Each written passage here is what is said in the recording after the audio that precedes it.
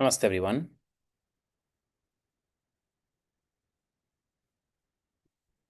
Namaste Ji.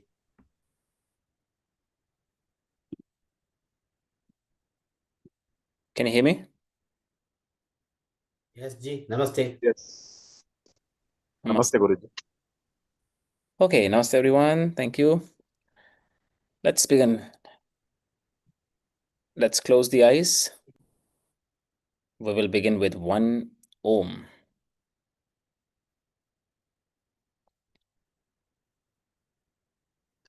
Deep inhale.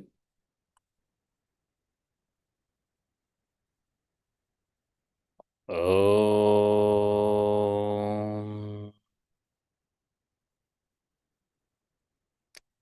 Slowly open your eyes. Okay. We will start, first of all, the questions you asked.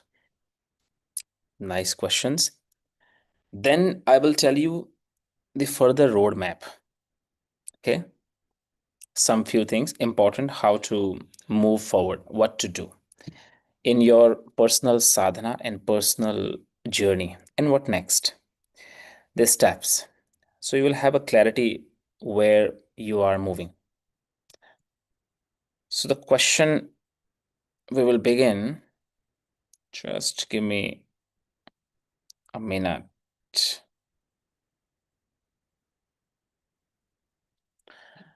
Okay. Now understand. So the first question, very important questions, and I will explain you in a way that you can also get the clarity, those who didn't ask this question, but it is somewhere there. The question is that I feel overwhelmed and feel like crying while in meditation state. How to overcome? Could you please explain? I'm a beginner in this journey, but wanted to make progress this year. See, today is the last 21-day pranic purification journey. But last means to make a sadhana. We have been working this 21 days regularly together with discipline, with one intention. The intention is how to make this sadhana regular. Actually, you will be doing lots of sadhana in your life and been doing also many times. But the thing is that any sadhana requires consistency. It requires regularity and the proper guidance. This is spiritual practices, requires some guidance, someone to hold the hand and continue. And along this way, you will have many experiences. If you are new to certain journey, so these experiences are completely fine. So sometimes when you feel emotionally released, whether you cry or you hold your crying, both are same actually. But when emotions wants to come and wants to be released, expressed, you are allowed to do that. And such things are completely normal. That happens initially, not with everyone. Not everyone receive same experience. Some may feel crying, some may feel shouting. Many. It depends in which way your body wants to express, in which way how you are allowing you to be expressed, because sometimes some people are shy, so they may express differently. Somehow some people, because of the which chakra is more dominant in them, you express that way, some physically, some mentally, some differently, energetically. So when you feel in practice that you have that emotional expression, let it be. Come back to the basic, that's the sadhana, the practice, and keep doing it. You don't need to think when to stop, how to stop. It will go automatically. You continue your any kind of experience you get, everyone in pranic purification sadhana, you continue that way. How to progress? Now the question is how to progress. That's how I will tell now. This coming with the slides, how you should progress, everyone. Aditi is asking in she is asking in your Bhastrika demo, your inhalation and exhalation seems very silent, unlike any other Bhastrika I have seen or maybe practiced. So, can you do the demo? See, I told many times before also, it's not silent. Maybe for you, it's a silent. There is an intensity, there is a force in Bhastrika which should be there because this practice is about the force. But I said many times that you don't, in Bhastrika, for example, see, in Kapalbhati Pranayam, you focus on force. Force is important because their exhalation is short, fast. So there's no much requirement to see your length of breathing. Their length of breathing is not important in Kapalbhati, neither in inhale nor in exhale. You don't focus on length. Okay, because inhale is response of exhale in Kapalbhati. What you are doing Kapalbhati, you are doing forceful exhale. That's your primary action. So that's how it works. See, the primary action is exhalation. So you don't focus on inhale. Inhale is a natural response of exhale you did. So your body automatically try to create a vacuum, and through that vacuum, how much inhalation enters, that is more than enough. So you don't try to fill the lungs with inhalation. That's why it's called passive inhale, active exhale. This is the Kapalbhati. Bhastrika is active both. So when it's active and it's a Bhastrika, it is not only not only force important, the length is also important. You got it, everyone? You understand the difference? That's why in Bhastrika, I also explained before, inhalation length. So you try to go for full amount of inhale. So you have to be straight. You have to stretch your inhale with intensity, with force. See, you don't need to force that much where you feel that your inhale becomes short. So take enough time to make it long. So it has to be either it is fast or it's so, but make the length. This is how it has to be. Same amount of exhalation goes. So intensity is also okay, but you focus on length also. You don't try to make it short. Otherwise, because it's a lungs breathing. Kapalbhati is stomach. Here is lungs. So when you are focusing on lungs, the it is more kind of you're working more with a very small passage and with intensity, the nose passage. So you don't need to focus on force inhalation because the area which you are covering, primary area here, and that is inhalation also. So to make it more effective, not only intense, you focus on length. So it becomes see, like that. But it can be like this, slow. See? So you focus on both inhalation, length, and intensity together, not only. I hope that's clear for everyone, right? Everyone? Good. Yeah. So for understanding previous recording, also, you must go. Now, second, why throat center? See, this question, why throat center is a center of purification? Such question, if you ask why throat center is center of purification, it's the same question if I ask you why you have your mouth for eating. If I ask you why you have only mouth for eating, why not any other holes? You have a nose also. Why not that for eating? So every body part has its own role, own responsibility in this existence. Same way your energy center has its own responsibility. So the question why it is only for purification, this question actually not very much making proper meaning. So it's the same like why only your ears are there for hearing. Why not nose? So there's no why. It is like this.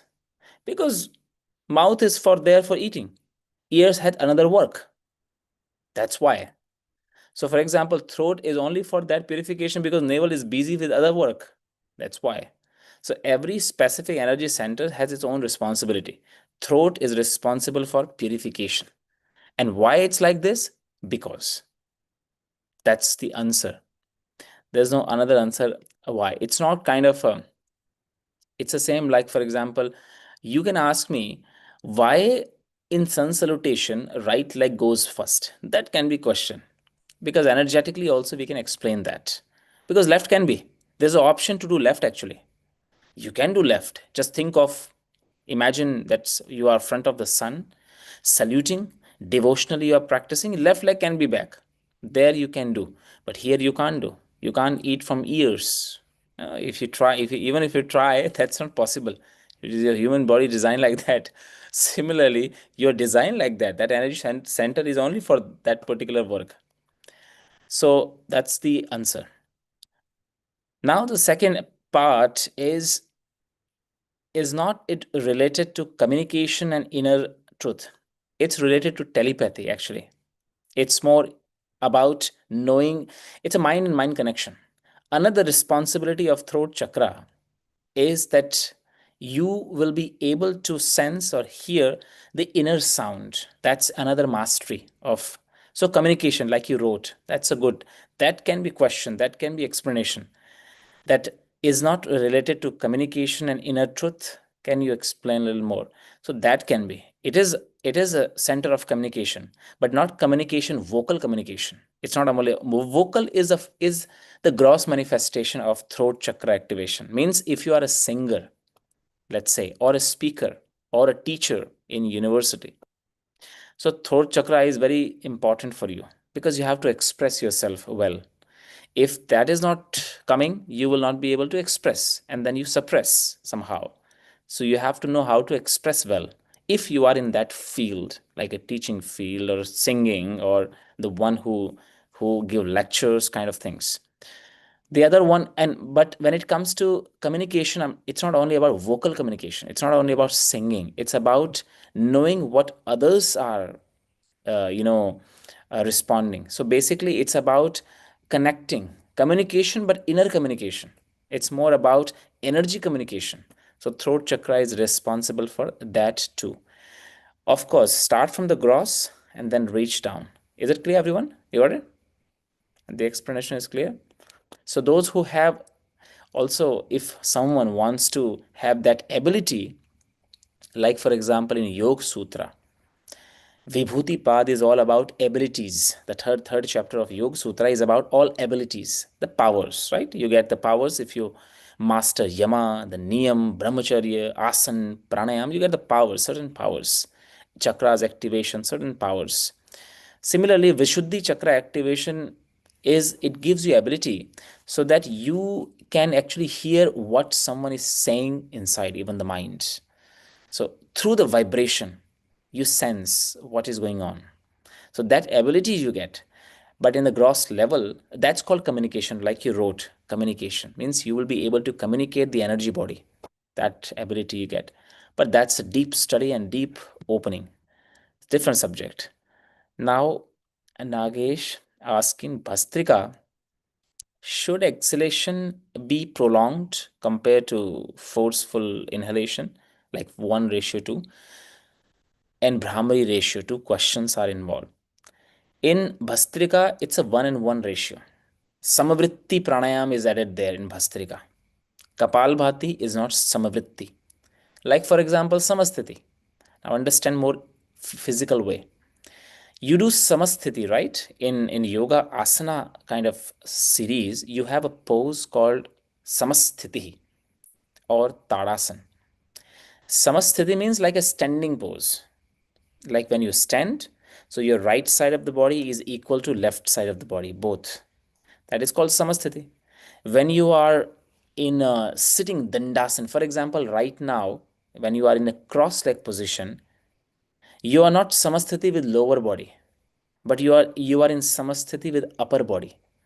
Because in lower body, if you are in Padmasana, your right leg is above and left is down. So it cannot be samasthiti with your one hip because it's imbalance. You're not in symmetrical alignment. But upper body can be aligned. From the hips to up, they are samasthiti. So samasthiti means equal, right? Equal balance.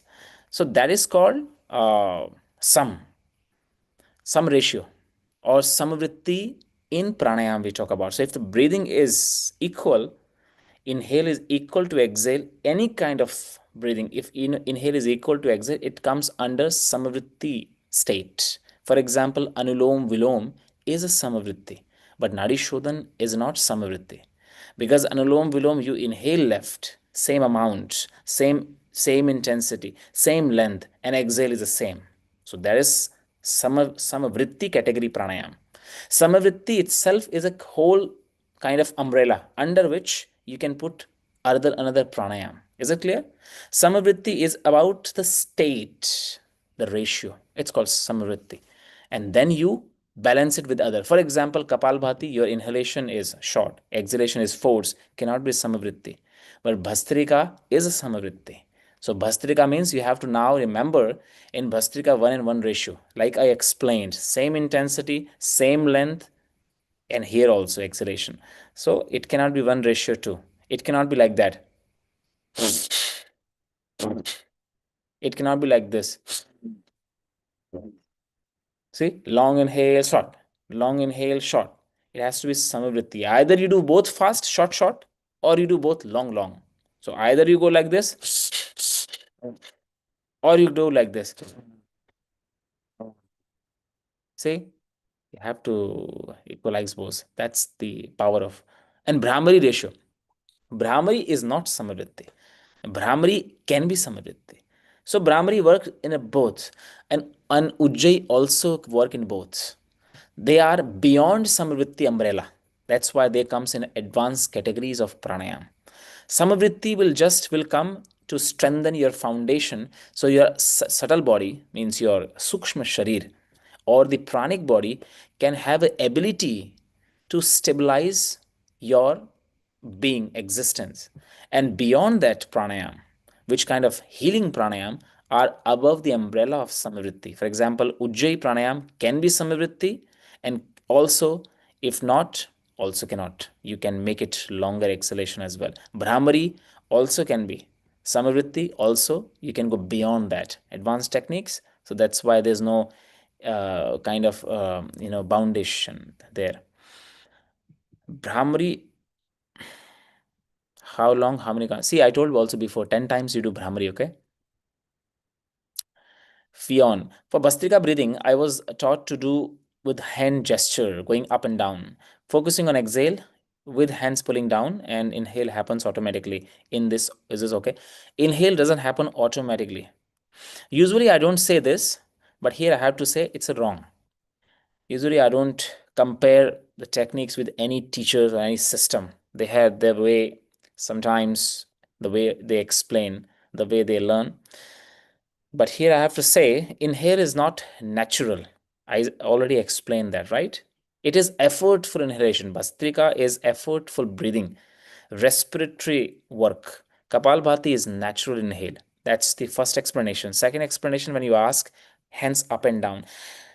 I remember once I explained to you this ratio when the hands goes up and down. You are talking about this, right? See, like this. And many times you will see actually such videos also in Bhastrika. And it's very popular series. This hands up and down, why you do understand that? See, sometimes you notice that your shoulders are round. You don't have enough space with your lungs to expand. This is the first reason. The second reason, you are the person in such category, beginner also, that like I said, you're not able to maintain the length of inhale same as length of exhale. So the moment you use your hands, so you follow the hands rhythm. So hands rhythm help your breaths to connect. So you try to make it, you try to equalize that both. That's why up The moment you go up with the same force, your inhalation has to connect. So it's easy for your brain to see because it's happening with physical body, right? You are active there physically. So more gross. So our mind is more conscious actually in such actions when it's more kind of outer actions, especially physical body is involved. That's why we are more involved in asana practices rather than internal meditation kind of practices. In the whole world, asana practitioners are more than meditation practitioners because more extroverted. It's not about wrong or right, it's about this is how we are right now. Our vrittis are bahya vrittis. The mind is more extroverted. So the moment you raise the hands up and down, completely fine. Right technique, good technique actually, especially for those who needs to align their breath and balance the breath. So this you can do, but it has to be same efforts again. So like that. It should not be, see, again you come back to the Kapalbhati. You are mixing Kapalbhati with your Bhastrika. So if you can maintain the same force with the hands, then it's good. But if you are doing forceful exhale, inhale is passive than exhale, you are going to the different side, which is more about Kapalbhati side. But in Kapalbhati, inhale should be natural, but here you are trying to inhale. So it means neither it is Kapalbhati nor it is Bhastrika, in between. It is not about the wrong, but I don't know about this technique. So something maybe you need to name it yourself. But it's not about wrong. You can do that such thing because anyhow it's a breathing. So something you will get, of course. So I cannot say that, but it doesn't come in any pranayam category, which I can explain something. So you are doing something else. But I hope you understand and everyone understood why you has to raise the hands. And raising hands are completely fine. And especially for those, if you want, I also sometimes do these things. If I feel that some days my lower lungs are not responding well, because that happens. You are not every day be able to sit straight back. Maybe some days your body is all the time falling. You don't have that mastery, that control. Hence, raising will help you to use your whole capacity and the space of the lungs to do Bhastrika process. That is completely fine. This variation recently added, especially for the condition if we are physically unable to act.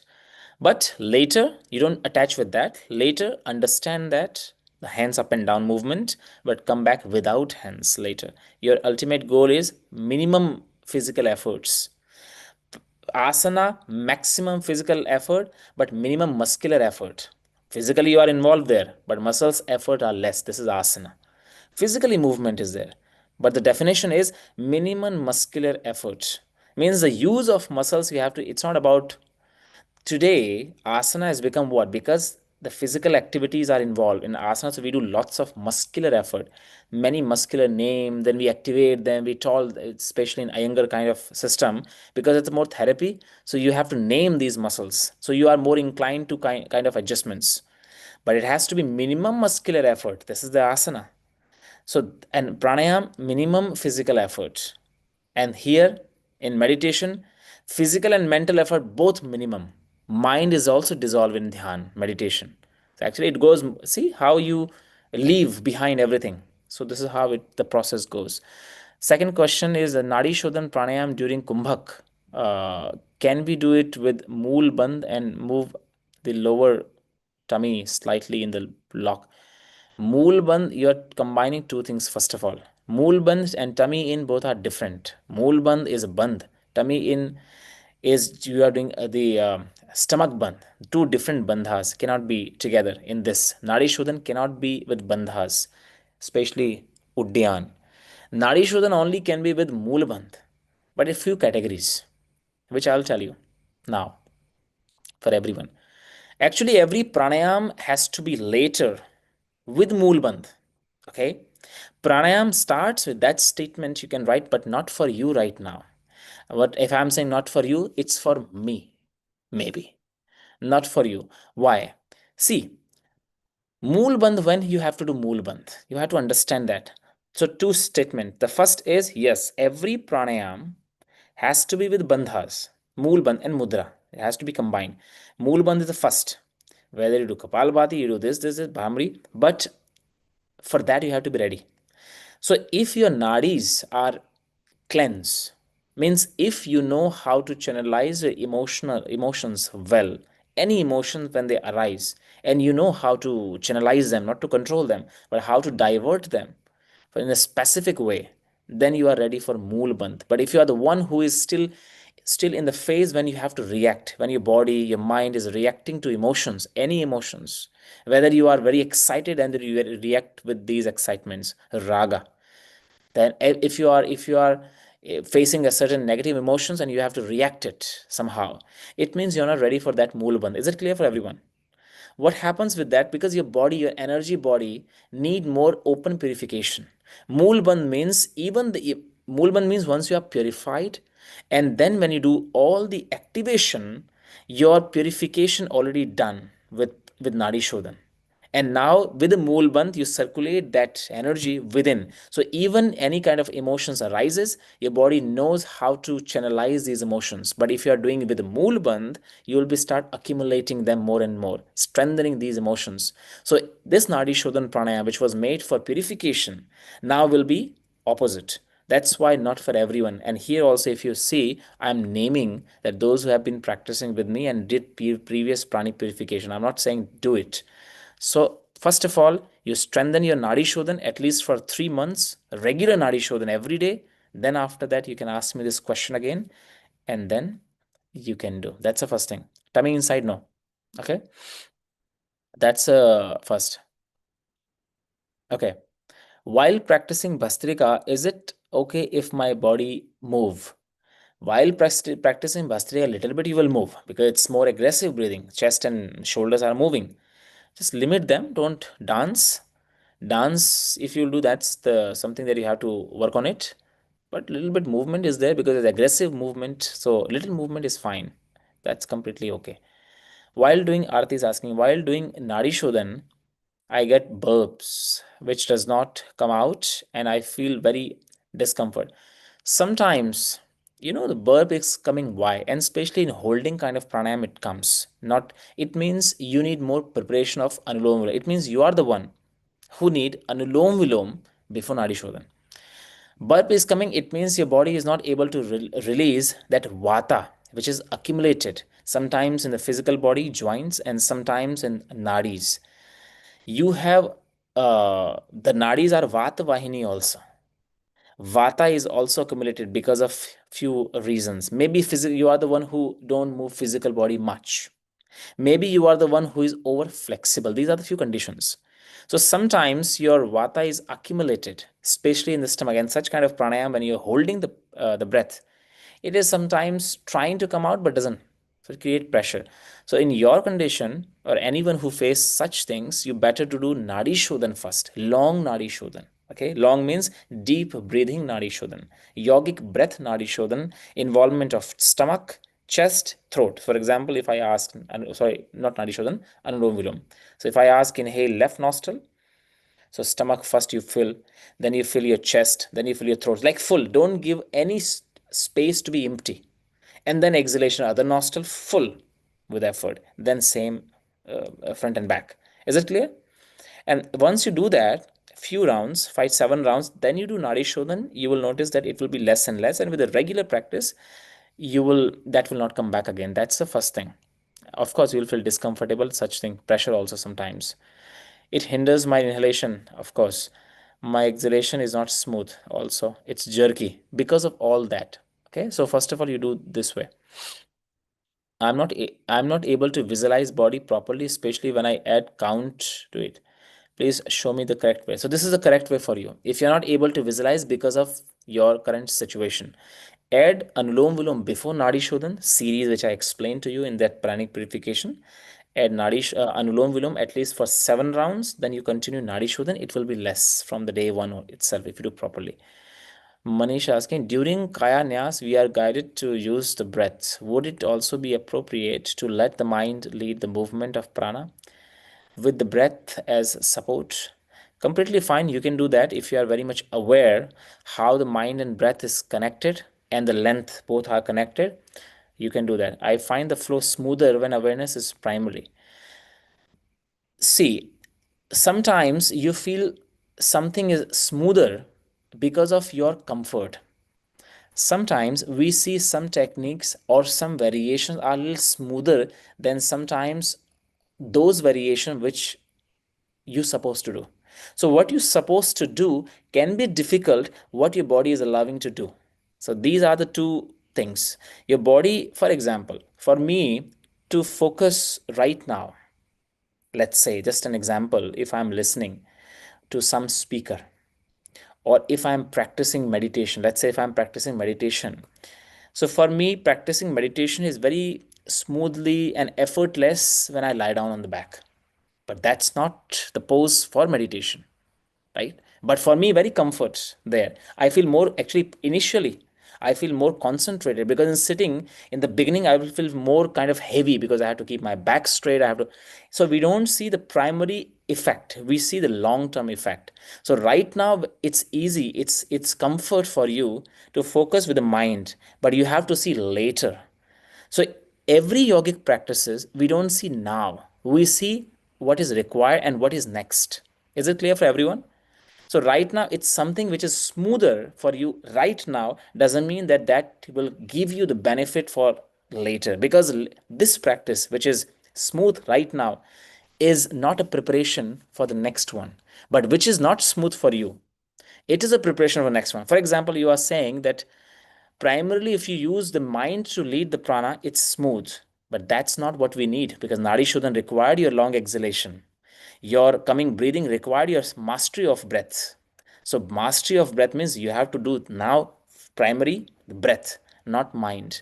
So that's how we use it. Is it clear for everyone? I hope that's clear. So we need to see the effort which you do is what it is take where it's taking you. So this is how you have to see. So that's the first thing. The second, in Panch Prana practice, while working with Apana, is it acceptable to gently engage the perineum? Yes, you can do that, but not only alone the perineum. It's all combined. You don't focus on perineum separately, more squeeze that and around the area less. You have to divide and divert all the pressure which I taught. I taught not Moolband. I taught what I said when you are squeezing the Apan Vayu area. I said first legs, then the buttocks, then the perineum later at the end, including the buttocks. You don't do first mast. You don't do lock perineum, which is moolband, then you do this. No, you have to go. It's a physical squeeze. It's not bandhas squeeze. So do not combine these two things together. So for you, for now, you will first squeeze the thighs, tighten, then the buttocks, and then the moolband, which you are talking about. That this is what you will do. Okay. Could you please recommend a few books or texts on deeper study on these practices? There are many, many texts. Recently, see, you can study uh, many recent yogic texts also. If you ask the question, if your question is personally me, like what I studied, my study kind of dynamic also. I It's not only about hatha yoga practice. For me, my study is whole tantric studies. My study is Vedic studies, Upanishad studies, hatha yoga studies, Raj yoga studies, all combined. And every scripture talk about the same technique in a different way. And then with my master, with my teacher, then with my personal experiences, with many involved kind of practitioners, it's all together for you. If I recommend, so recent book, for example, first of all, everyone should you can read maybe Bihar School of Yoga books. They are kind of good for you to get the idea of the practices and the understanding also, because philosophy and practice, they both are combined. They have good understanding and realization on such topics. So this is any book from them. It's recommended. You can study also. Gherand Samhita. Then you can read Asan Pranayam Mudra Bandh. You can read Swami Swatmaram book, which is Hat Pradipika. Such kind of text you can study if you want to do Hatha Yoga kind of practices.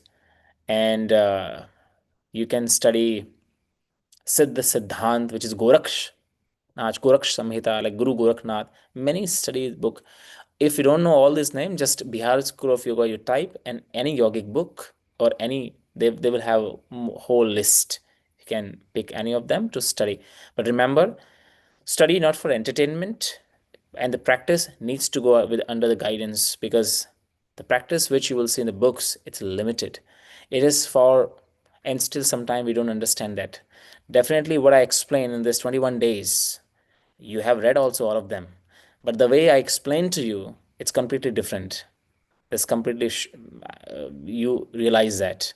So books give you a clarity on to walk the path, but to continue walking, you need someone in the beginning to explain. This is what you have to do. Veena is asking, can you please advise the correct placement of every pranayama practice and reason and the benefits for that? Whole big question. The correct placement is what we did in this series. Yesterday also, I already said which pranayama will come when. And in this journey, because we are doing pranic purification, so I already said to you that which pranayama has to come when. So this is the correct placement. That's why you choose this journey. This is how you have to go. Now the question is, see, another question maybe someone is asking also, that which pranayam should come when, or how long one pranayam should be practiced. This kind of question also sometimes you ask. There's no how long. In the, for example, now, because you have a time limit, right? So now numbers are added 10 times at least, because you have a time limit, you have other responsibilities. So at least that much you have to do regularly. But it is not about that. When I'm saying 10 times, it means only 10 times. If you are having time and you are not losing your state, you can continue doing Brahmari also a little longer. If you're not physically tired, you have to see your state as well. 10 times is means the minimum, that which is at least, and that minimum, if it is consistent, if you are constant with that minimum, becomes stronger and stronger. And also because of the mind control, mind will remember always that at least that much. So this focus, to develop the focus, we tell the numbers. Okay, that's the first thing. Second thing, what is the placement of our, so it depends on what is the main purpose. For example, pranic purification you are doing with me. So this is the first of all the proper guide, and everyone has to do pranayam like this. What we did, more than enough. When we will do the second part, then a different, because different purpose. If you are sick, let's say, then it's a different purpose. Now you have to go for recovery. It's a different purpose. I will tell you further in the coming slides when I will explain how you can understand which pranayam, which sequence, if you have specific goal. That's a different question actually, and that's a different subject. So right now, the sequence you asked, so the sequence which I taught, this is the sequence for you that you have to continue in your personal sadhana. And then additional practice after you end the sequence, you can add if you have enough time. First thing, okay? Indira is asking, while doing Nadi Shodhan, my fingertips will have a sensation like heartbeat. I strongly feel that experience. Is it normal? Completely normal. Sometimes pulsation you can feel not only fingers, all over the body. This is completely fine. Sometimes the pressure in the nadis and the nerves also goes high, and especially nadi shodhan, holding kind of breathing. So such kind of experiences are completely fine. If they are distracting you, then the question, if they distract, or if you are distracting by this, then you can reduce the holding or relax the hands, rub a little bit, then come back. You can do this way. But if you can manage to divert the mind and focus on flow of breathing, you must try that. Okay, so this is what you can do, but not, it is completely normal, don't worry about that. Gurshan is asking how much gap should there be between food and evening sunset sadhana.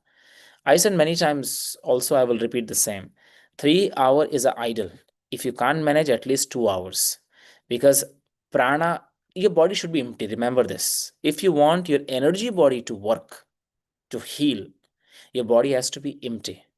An empty body means you can understand how you feel empty. Means your stomach should be empty.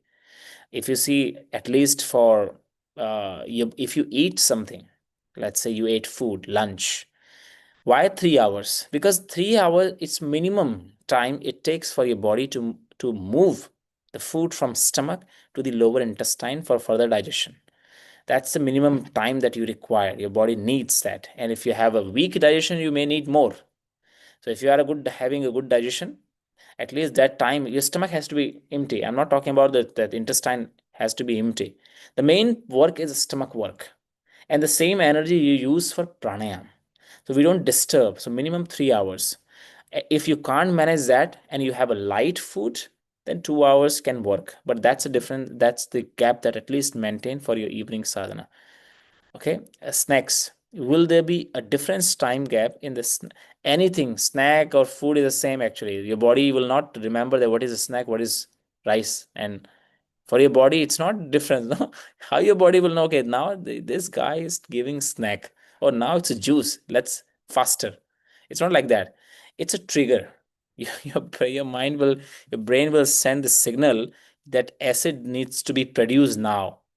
That's why we always say if someone has a weak digestion, one of the reason they have a weak digestion or over acidic issues, such kind of things, because this person is all the time eating.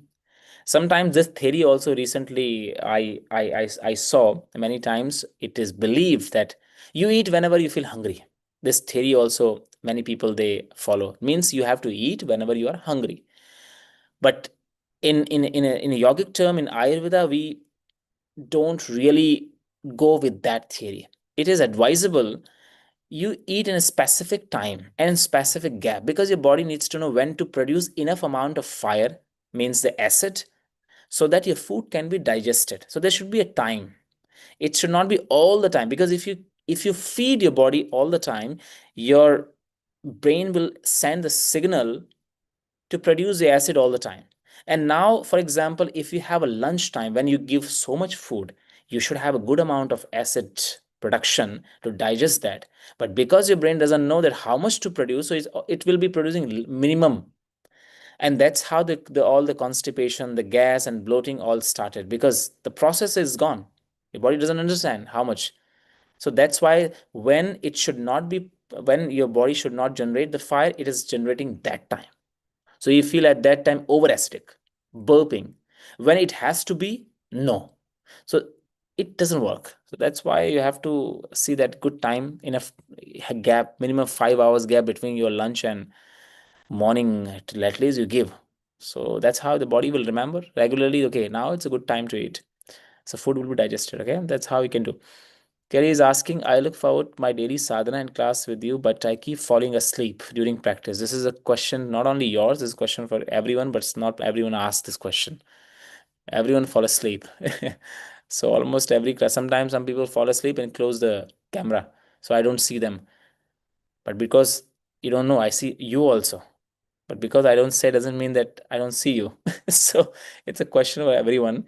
Almost every class I fall asleep. You say get ready, and then next thing I know, it is the morning. Good that you sleep. Sleep is a big issue. At least you are sleeping. Sleep is a good time actually for nourishment. So if while practicing pranayam you sleep, it is good also, not bad in this. Just you have to strengthen with the time. Okay. So don't worry about that. You are sleeping. Change the time for now, because now you will be doing not with me. So when you are doing with me, so you are connected at least with instructions. Subconscious mind will listen all the instructions. That's how yoga nidra work actually. So your state is, if you can wake up while I say get up, it means you were still receiving the information. It means you are not completely, your doors were not closed, that physically you were not able to do, but actually mentally you listen and experienced everything. So that state is okay still, but you will be doing now your own. And then if you fall asleep, that's a big problem, because who will lead you, who will listen? So that's it means now you need to change the time when you don't fall asleep. So on your self practice you change the time and then you continue. How I can stop this? Change the time, and then once you strengthen your energy body, you get the mastery on concentration, then you will not fall asleep. I am disappointed in myself because of that. So I already said you, actually it's very good that you are sleeping. It's at least that state you are reaching when you can guide your mind deeply. So don't feel disappointed. It's achievement. So don't feel disappointment. It's one kind of achievement, at least the information, because you already said that when you say get ready, I wake up or something like that, morning start. So don't worry about that. I don't feel disappointed. Disappointment should not be there in sadhana. This is one of the barrier actually. If you start feeling guilty, it means you will soon stop. You should not feel guilty even if you stop one day. Discipline is important, but anytime if you notice that your practice has stopped, like one day you skipped somehow, don't feel disappointed. You continue next day. Or if you have even for 2 minutes, you sit quietly, imagine all the practice, more than enough. But if you start feeling disappointment, so that seed, if deeply goes inside, then the main, you know, the tamas will start. Now, this disappointment will not allow you to make trust on the practice that you have been doing and you will be doing next day. So, no one should feel disappointment if you skipped some days. Of course, intentionally you shouldn't skip because of alash, means the laziness, because of this procrastination. That should not be there. But somehow, because of the responsibility, you couldn't get up. If that is a case, don't worry about that. Trust on yourself, trust on the practice. Disappointment is the biggest actually enemy in sadhana, and especially in the beginner, those who are very dedicated. For them, it's a big issue. Sumit is asking, as Anulom Vilom does not do purification, what are the benefits of Anulom Vilom? I explained many times this also. Anulom Vilom is the balancing pranayama. It balances your rhythm, the breath rhythm. Your inhale is longer, not uncontrolled. Anulom Vilom give you the path. So it maintain the speed. That's the first benefit. Second thing, it relaxes you. So if you're overexcited, in Nadi Shodhan, overexcitement doesn't work. Nadi Shodhan start with the mental stability because it's a holding pranayama. You're holding the breath. You're doing kumbhak there. Kumbha. The meaning means kumbha, one of the meaning of expansion. It's a Vishayakshepi. When Vishay subjects are gone, means when there's no vritti of prana, which is called kumbhak. Kumbhak means what? Vritti less prana. Holding, neither you are inhaling nor you are exhaling. So vritti less prana means when there's no vritti, energy is 10 times higher, stronger than when there's a vritti. It means inhalation and exhale has a power. If you master them, it's a good. But kumbhak is more powerful than that. 10 times, 100 times more powerful. So if you don't have a state of mind, it will strengthen that state. If you are unstable doing Nadi Shodhana, you'll be more unstable. So here Anulom Vilom give you that stability. So not purification, but give you that stability. So Nita is asking which is the most healing pranayam for the body, which can reduce the inflammation from the inside. I said this before also. Ujjayi pranayam is the healing pranayam. Okay, so that you will do. Maria is asking, you have said that not eat garlic and onion. All time that I have practiced, I cannot eat those products in Brahmari. That's the first question. See, why onion and garlic we shouldn't eat? I'm not talking about we shouldn't eat in such practices because they are rajas kind of food. Rajas means increases the fire. The pranic purification also increasing the fire. It's a firework. So you can't, your body should be more cool when the pranic body is into fire. Garlic and onion make your physical body fire more uplift. So in pranayam, physical fire should be less. That's why you are stabilizing your body. Why Kamalasan, Padmasan, Siddhasan? You know, Padmasan and Siddhasan, they are why recommended in pranayam and meditation because first of all, they are physical cooling asanas. Veerbhadrasan, it's a fiery asana. You understand what I'm saying? Such some asana, they are fiery asana, fire. For example, you heard about Shashankasan, which is the child pose, right? Which is also called Balasan. Shashankasan means the quality is like Shashank. Shashank means what? This is one of the names. Shashank means cooling, means moon. Shashank means moon. One of the name of the moon in Sanskrit is Shashank. Means the posture which give you the quality of moon. Calms down, give you peace. It's called Shashankasan. That becomes a child pose. Why it's called child pose? Because of the position. Child pose and Shashankasan, there's not much difference. The difference is in the name. One is focused on the posture, the physical appearance, how it look like a child lying in the womb. But the effect is shashank, means the head is below. It's a semi-inversion, very light inversion pose when the heart is just above the head, in a slope, not directly like a Shirsasana. Shirsasana is active, fiery. Shashankasana is a cooling pranayama. That's why you have Viparit Karni. Viparit Karni, you know this pose called Viparit Karni, like a shoulder stand, but 45-degree angle, shoulder stand. One is a shoulder stand, which is called Sarvangasana. Hmm? Everyone, you know that? You raise a thumb. You know that shoulder stand? In English called shoulder stand. There's a one pose called shoulder stand. And there's another pose called Viparit Karni Mudra.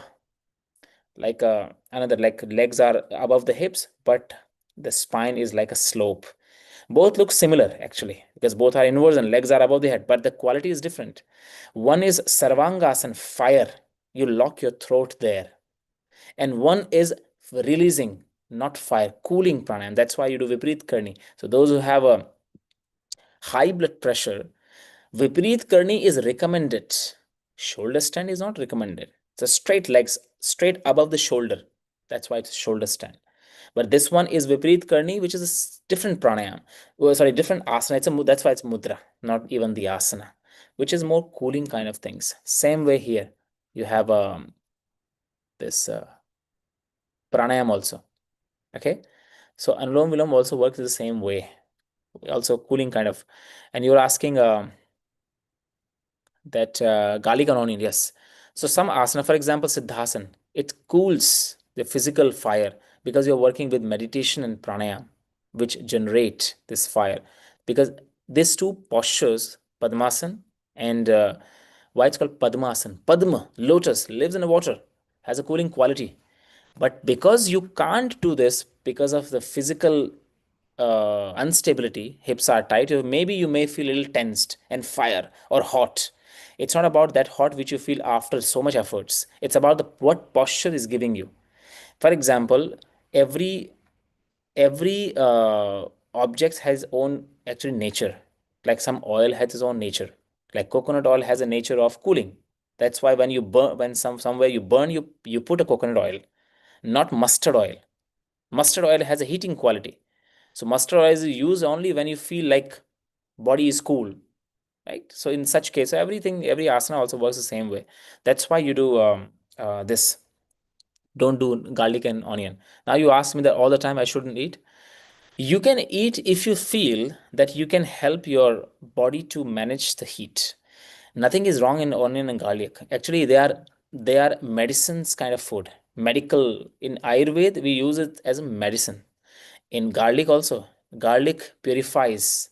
It creates instant heat. So during the cold, we take it. So if you are sick, you can do that, but not every day is kind of required. Basically, it's all about requirement, need. You don't need it. You can eat if you are eating for taste, but nothing in everything is not about taste. It's about food is like a medicine. You should eat food like a medicines. How much is required, that much to eat. Today is opposite. We eat how much I want, how much I desire to eat. No, it's that's how much. So till throat we eat. Even when we are thirsty, how it's recommended. Actually you shouldn't feel thirst because you already have a good amount of water. Thirst means, you know what thirst means? It's a final call. The body is dying. So thirst is like your body is calling, crying. You give me something. I'm finished. Actually, in the person, you shouldn't feel thirst. And if you're drinking water after feeling thirsty, it means you already reached that state when the body has to ask you. There's no connection. You don't listen to it. There's no inner communication. So that's why it is recommended that if you have to drink water good amount, it has to be like every half hour, kind of 2 3 sip of water, keep drinking. That's how you should drink. So during the day you don't feel thirsty. That's how it has to be. But how we do? We don't drink for whole 2 3 hours, and then last time when we feel thirsty, we just gulp everything, the whole bottle, like 1 liter. Sometimes some people finished, and then after that, they sit in a chair, because after that, how you feel? Stomach is full. So that's a wrong way. That's why the internal organs, your stomach doesn't understand that how to deal with that pressure. And that's how most of the sickness start with that. Same thing happen with your food. So garlic and onion, it's not need for body that much. So sometimes you can take that. If you are taking just because of taste, it's up to you. So I don't recommend every day it's required. So that you can do all the time. Okay, Janit. Janit is asking, in today's class, you mentioned that every energy flows to center and hands and feet may get cold. After Bhastrika is usually heating. Is the cold due to expansion of circulation in the body? After Bhastrika specifically, if you feel, I said also mention why you feel cold, because most of the energy come to the center. It's an intense forceful activation pranayam. Center body is more aware. Pranic prana area, you have pancha prana. This is an area of prana, the chest, and the pranayam is target that specific area. That's why most of the limbs start becoming cooler a little bit in Bhastrika. It's not about the wrong or right again. This is how it works. That's why you are doing mudra. So mudras, what it does, it you don't quickly lose the grip of that nadi's heat. Mudra keeps the nadis still in a state where it can carry the energy flow. That's why mudras are very important in every pranayam. Without mudra, no pranayam. You do chin mudra, you do jnana mudra, you do any mudra, hridaya mudra, you do granthi mudra. There are so many hasta mudras. Many mudras are there. Hasta mudras are there. Then the kaya mudra is there, which is most physical body. Like Viparit Karni mudra is a kaya mudra, means where whole body is involved. Such kind of mudras. Here, not all body is involved, just hands are involved. So this is called hasta mudra. So this is completely normal because of the pranic awakening. That's why you feel cool. So don't worry about that. Ian is asking, I have difficulties in counting the round in Nadi Shodhan. Any tips? Not only you have difficulties, many practitioners in beginning have difficulties in count. Okay, when you have difficulties in a count, you reduce the number. Maybe you have difficulties with a higher number. So don't go with 7, start with a 3 or 5, but you have to count. If you have difficulties, means you have to do this technique more. No options here for you. You have to try. Keep doing this. Do we do the whole pranic purification only in the morning and the evening nadi shodhan only? It can be done. The whole series of pranic purification can be done only in the morning, and in the evening just limit the practice if you don't have enough time, because to commit evening and morning is quite difficult. Maybe you will do that 1 2 days, 3 days, 1 week, maybe 21 days again, but you will not be able to sustain that rhythm. It is difficult. You have responsibilities also. So in the evening you can go with just nadi shodhan pranayam, which may take roughly 15 minutes, 10 15 minutes, not more than that, and you are done with the evening sadhana. Morning, keep your first part of the day has to be more sincere. Rihanna is saying, how do yogis pro- protect themselves from energy vampires and bad energies vibes from family members who we have to be around with because we have to take care of them while they do not share our enthusiasm for our growth. Yoga practice and subconsciously sabotage us while we pursue our journey. Say, two question. In this question, your personal experiences are added, and then you want to know how they used to do. So first of all, how yogis used to protect. They don't need to protect actually, because negative energies are hiding from them. So actually, they are protecting from yogis. Yogis don't need to protect. They need to protect themselves from yogis. Actually, in India, we have a belief, one belief that someone, if we have one chanting of Hanuman, because we believe that Hanuman is the god of bad eyes and bad energies. So when someone is attacked by ghost, so we chant Hanuman names. There's a whole Hanuman chanting called Hanuman Chalisa. The whole chanting is about that. So we believe that when we are passing at night, dark night, and if we are having a fear, so keep chanting Hanuman Chalisa. That's how we believe. This is completely belief gives the strength actually. You should believe.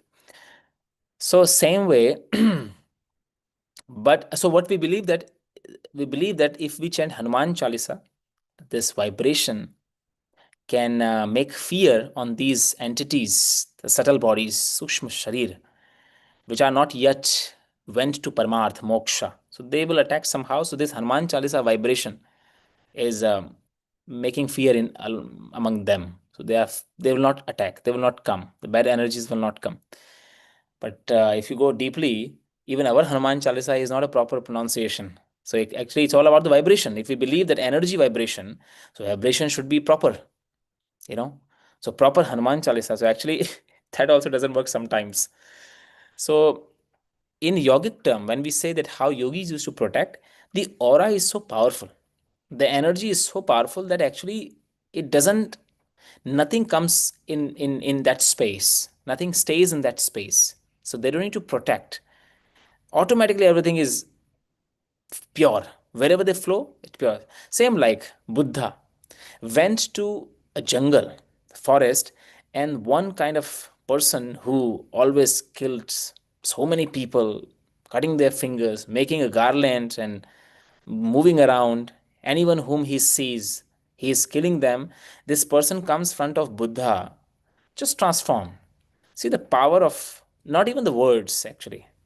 So even sometimes words are not no need. Just the aura is enough. The power of sadhana is such that you don't get that kind of things around you. In your case, if things are coming like this, when you are distracted and you feel that the energy is depleting and you feel that your things are going a little bit out of control, it means your sadhana is quite weak right now. You have to strengthen your sadhana. That's why the energy, another I told before also, your energy field is weak. That's why you are very easily affected by someone words. Someone is calling you, you just notification came, easy distraction. Means this place, your own energy field is quite weaker. You have to strengthen that. And how you strengthen that, you have to make a routine. Maybe practice such at that time when you are free, early in the morning. You know how I used to practice when I was teaching. I was teaching. Now I don't teach that dropping classes, but long time, for 5 years I was teaching when I was in Rishikesh, early time, practicing and teaching. So I was teaching for one class early morning, 4 o'clock. After Bihar School of Yoga, I was always a morning kind of person. Wake up in the morning and do the things. I used to like it. Not only about the disciplines, I used to like it. Like I used to like to practice early morning when no one see me, dark, and when everyone wake up. I was liking to end the practice. Means I finish my day and people are waking up. It gives excitement. Oh, see, I'm done. Half day is gone. I did my sadhana. So I used to wake up is when I used to teach class early morning, 4 o'clock. That used to be a time for disciplined kind of people, those who wants to come. It was completely free. That's why it's early in the morning, disciplined, strong. But I went to practice because that was my time for practice before. So how I used to practice, because I knew that when I will practice 3:30, it will be quite difficult. 4 o'clock is a class, so I used to practice 1 hour before 3. So you have to find the time when you are alone, so you can strengthen your sadhana. I'm not talking about the wake up early in the morning. You don't need to push yourself that hard. That is not needed. But you need to find the way. Practice in a certain time when you are alone and when you can strengthen your sadhana. Because more you will be with people, those who expect, you can't change them. You can only change them energetically. When you are powerful, your aura is so powerful, even they start practicing. In our kids, now I have 2 kids. I don't teach them. I never taught and none of them to, because every morning and evening I do uh, rituals. So in temple, I never taught anyone. But now, because I'm regular, so automatically whenever I start chanting, both of them, they run and they come. They just sit there and they start their things. Now my son is 10 months, and he, wherever he is, he's playing kind of far, like around 30-40 meters, a little bit far, doing his stuff. But once I start the chant of om, and that he hear this and run and starts shouting same way. So that comes because of habit, what is going on there. And the power of your sadhana, of course. So these things will come automatically. So sometimes you don't need to push how to be safe from them. You do your sadhana in those time when you can easily do. So you can be less distracted. Then once you become stronger, the energy is strong, it will be automatically changed.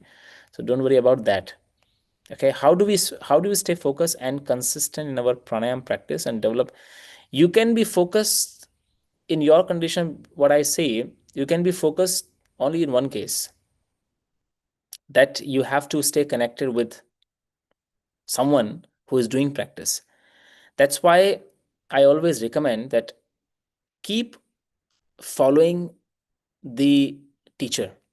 It's not only about joining classes, it's about keep on the eye that create motivation, that keeps you in your system alive. Sometimes you don't need to even join. Sometimes you just need to follow.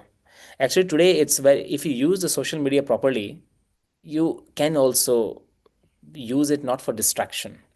For example, when you see certain post, because that's why I'm quite writing a lot all the time, because I know that sometimes some writing can bring motivation in sadhana. So you don't need to all the time follow a course. Sometimes you just need to be connected. So when you see, oh, it give you a reminder, oh, I have to practice actually every day. Other thing is that you practice in a group. If you have people around you who can, you know, who are practicing with you, who can be practiced with you in a group, you get the strength. Alone you feel demotivated a little bit. In a group it's easy. When the energy is combined, it's easy to continue. That's why yogic practices, in the beginning it goes with a group, not alone. Alone is a sadhana, your own. When you already trained yourself for that, discipline is strong, no one can break it. But otherwise, either you follow someone, keep the eyes connected with the teacher, or second is practice in the group. That becomes habit. And you have to wake up in the morning, change the routine, sleep early, wake up early, sleep after sunset, wake up early. What's the reason for not having the 21 days pranayama purification recording as lifetime access? Why only 21 days? 21 days is more than enough for you. Because if it is over 21 days, you will even not even remember that recording is there. Because mind wants to go beyond. Why you need? What you are carrying from your childhood. Even when your body grown, you already throw your many clothes which you used to wear, right? And this is a technique which hit the mind. Mind need entertainment.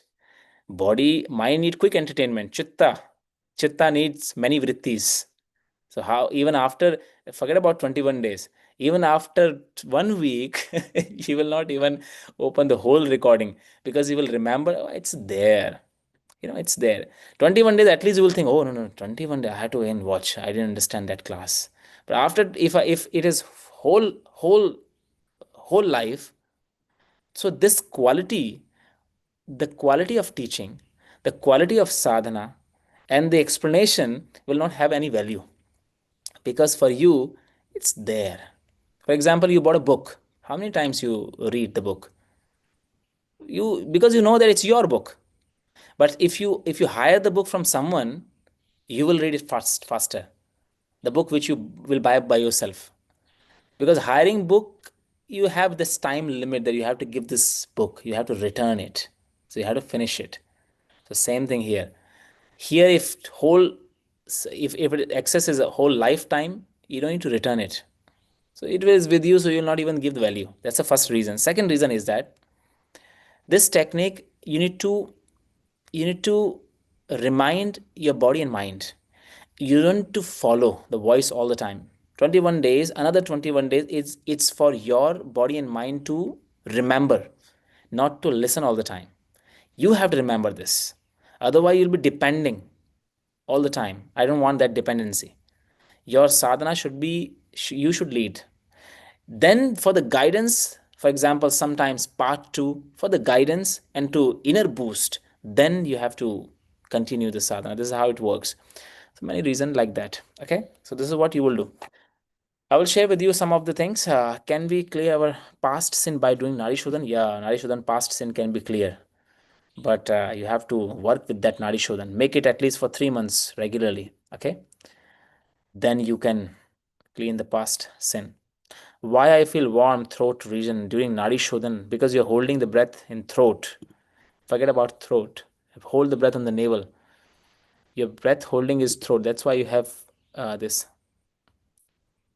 Adi Mudra you practice, no Granthi Mudra, Adi Mudra. When we sick, should we practice pranayama meditation? It means you are not Minal, you are not in maybe class or listening. I told also many times when you are sick, don't do any sequence. Just practice Ujjayi pranayama. I recently said in one of the class, whenever you're sick and feels that you don't have that energy, or only Ujjayi pranayama and lying meditation. Even meditation is also you can skip. Lying position, yoga nidra, Ujjayi pranayama. Such kind of practices are more than enough. Okay, this is what you will do. Okay, now I'll share with you some few things how to continue the practice, which may help you later. Just a minute. I need to tell you.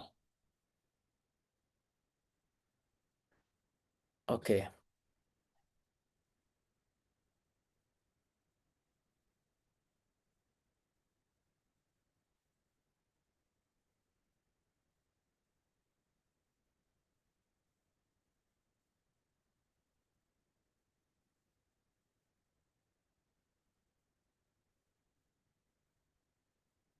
Okay.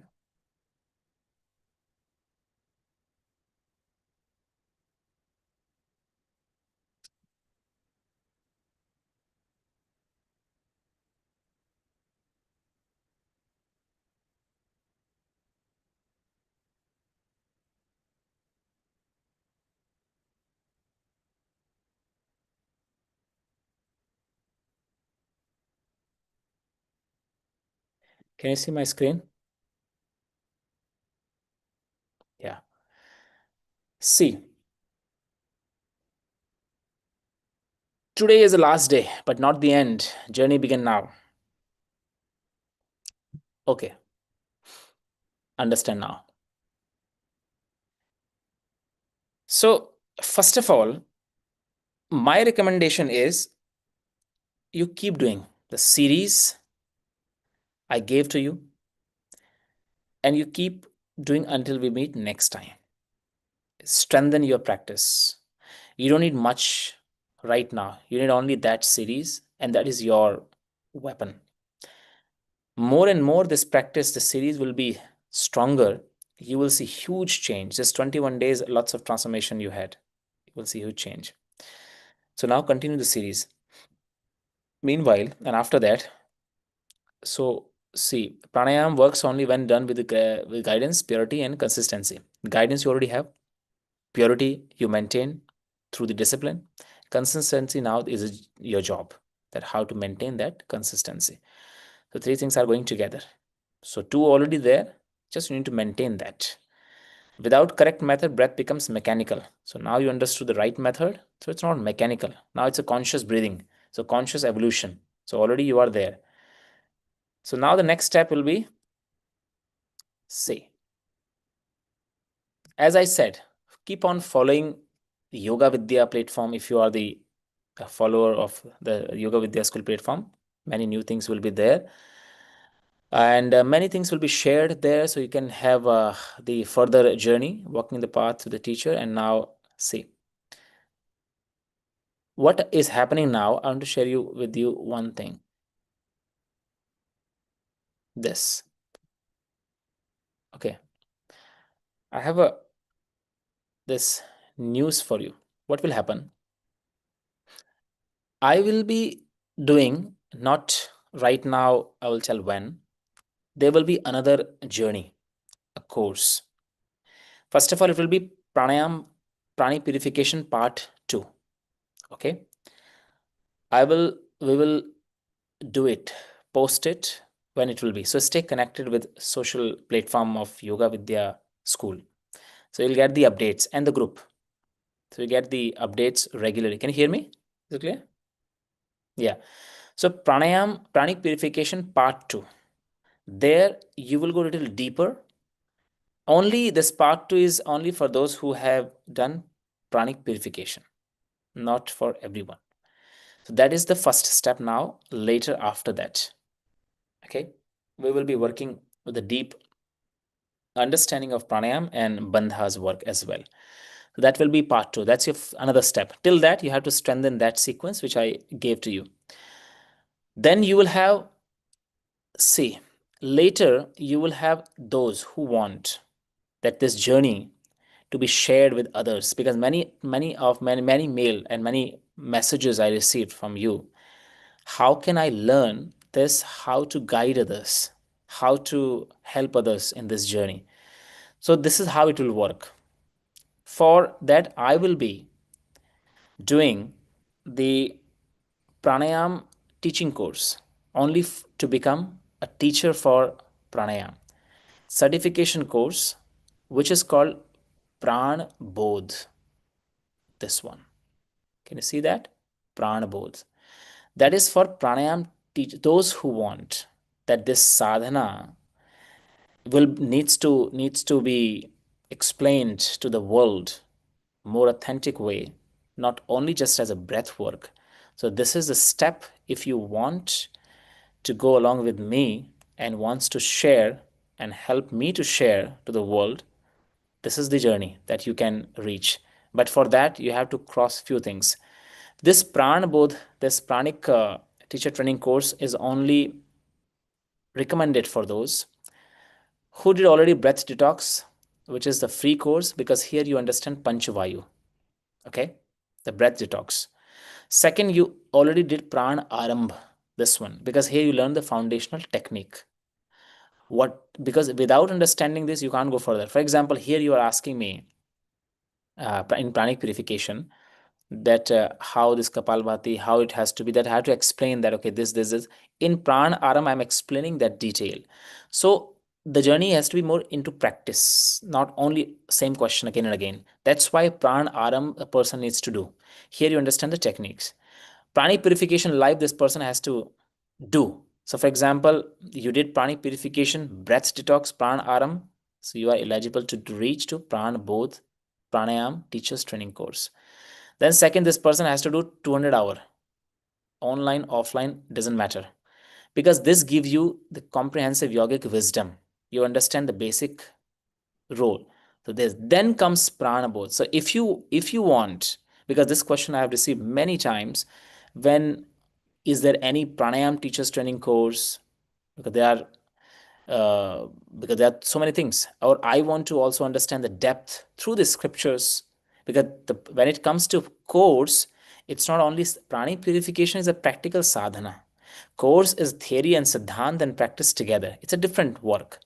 Sometimes when you ask me which scripture, time is limited, so which scripture hard to explain, and this scripture meaning hard to explain.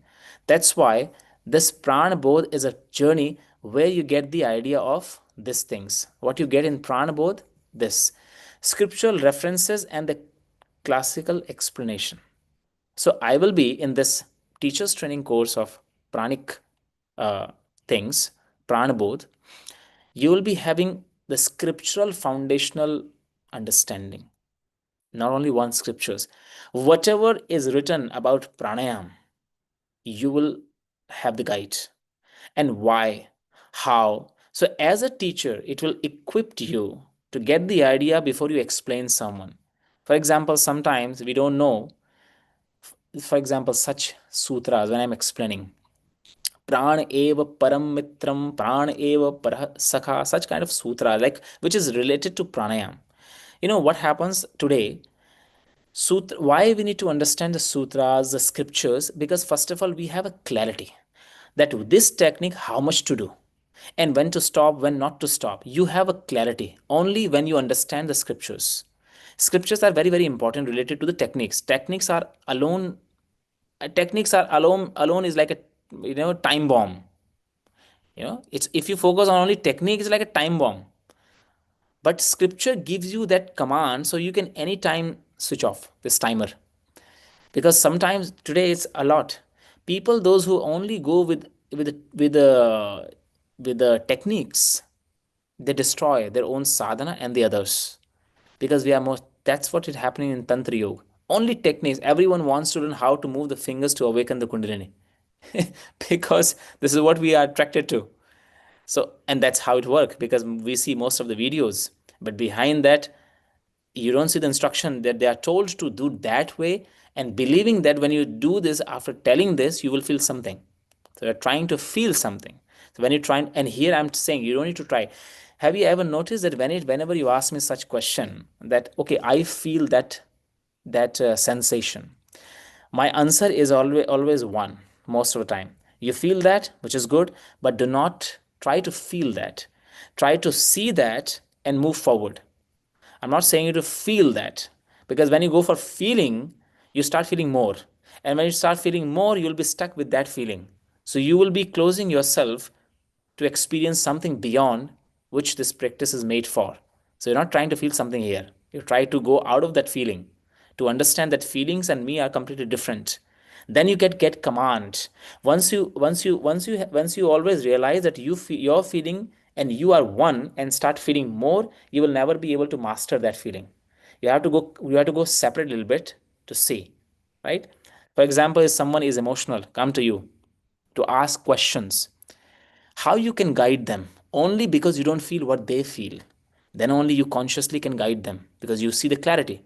But if their pain is same as your pain, you are also in the same emotional state, you will be having the same decision that this person, then why this person has to come to you? We go to psychologist, we have a psychologist, because this psychologist person, he doesn't feel what we feel. He understands, but he is not feeling that okay, you are in pain, so he has to feel pain first to help you. That's the difference between yogic compassion and not natural compassion. Someone asked that why yogis are not compassionate. I wrote also a blog about that what is the compassion for yogi? Yogis, they help also, but they don't feel the pain. Your pain is their pain, but they understand the pain. Realization is there, but your pain is not their pain. Same thing here. The feeling, you have to have a feeling is there, but it should not be merged that much that you are moving around the feeling. You have to come out to get that control over that feel, so you can anytime. That's what Swami Rama, one of the yogi, who could who could change the temperature of the hand, right hand cold, left hand hot. See the mastery. Not because he felt that and inside he is there, otherwise the feeling will lead your mind. So that's the practice of any kind of awakening. And Kundalini yoga base is this is the Kundalini yoga tantra kind of base. First you have that clarity. That's why Hatha yoga is a foundation, and that's foundation you need to get. So scriptural understanding, you get this prana both teachers training course related to pranayam and meditation together, dharana, because that's all together goes. Step by step energetical understanding means the techniques and safety condition, how to lead, how, what, and why. The practice needs to be guided to someone. That's why this journey to understand, to reach that prana bodh, you should have that foundation. Why? Because in teachers training, that's why this course is designed. Why teachers training is there? Teachers training there because you get the understanding of an entire yogic system. So you have that strong foundation.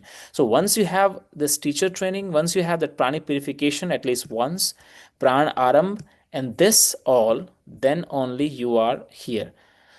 Pran both. So that will be the course, dedicated course to lead into pranayam. So pranayam teacher certification course, so you can help. So you'll be equipped with so many things. So that's what you will do. Before that, you strengthen your practice. See, I wrote here, certification is not a paper, it's a commitment. That's why you need to have that, you need to weaponize yourself before that. It's a commitment. Because now someone will ask you, okay, this Kapal Bhati, how many times? You will be guiding them. Okay, only 10 times. Why? Because you read 10 times. Why 10 times? Can go beyond that. How you will understand this part. So that's why it's a dedicated teaching course. Not right now, but later. This is how you will continue. So you strengthen your pranayam sadhana, this one. Then we come to the second part. You strengthen more. And then if you have anyone who wants to continue, this is how you go beyond. And then we'll see what comes next. Okay. So see, so you will be having that the paths where you can guide others. This picture is a Gurukulam picture. So you'll be staying connected with the. I wrote here one beautiful quote, see, in Sanskrit: from practitioner to authentic teaching, why it's called teacher. Bodh means realization. This name is Bodh. Means a person who do acharan, acharya, the person who follow the path. This is called acharya. In Sanskrit, it's called yogacharya. The one who is a yoga teacher is called yogacharya. The person who is a teacher, and the person who is a teacher with realization, it's called bodhi. It's called bodh. That's why he becomes a Buddha. One of the why it's called Buddha. Buddha means who has both. I always explain this in teachers training course that actually the Buddha is a title. Like Buddha is a kind of category. It's a state. So Buddha is like who realized. Below that, it's a buddhi, intellectual person who understand how everything works, but still in the loop. Below this, it's called buddhu. He doesn't understand even anything. So you have to become both Buddha, so prana both. You get the understanding through the practice. So you are practicing and leading the same time. So achinoti shastrartham acharyati cha shishyan means the one who understands the knowledge through the practice deeply and trains the student to live it, not to teach them, but train them to live that path which you live. It's not about the teaching, or it's not about the saving. It's about not the sharing. It's about the serving. So you don't teach there, you don't share what you know, you serve. So when you serve, the realization comes quick.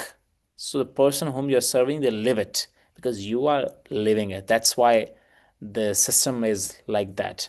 Okay, so this is how you will do that path. So that's how you will continue.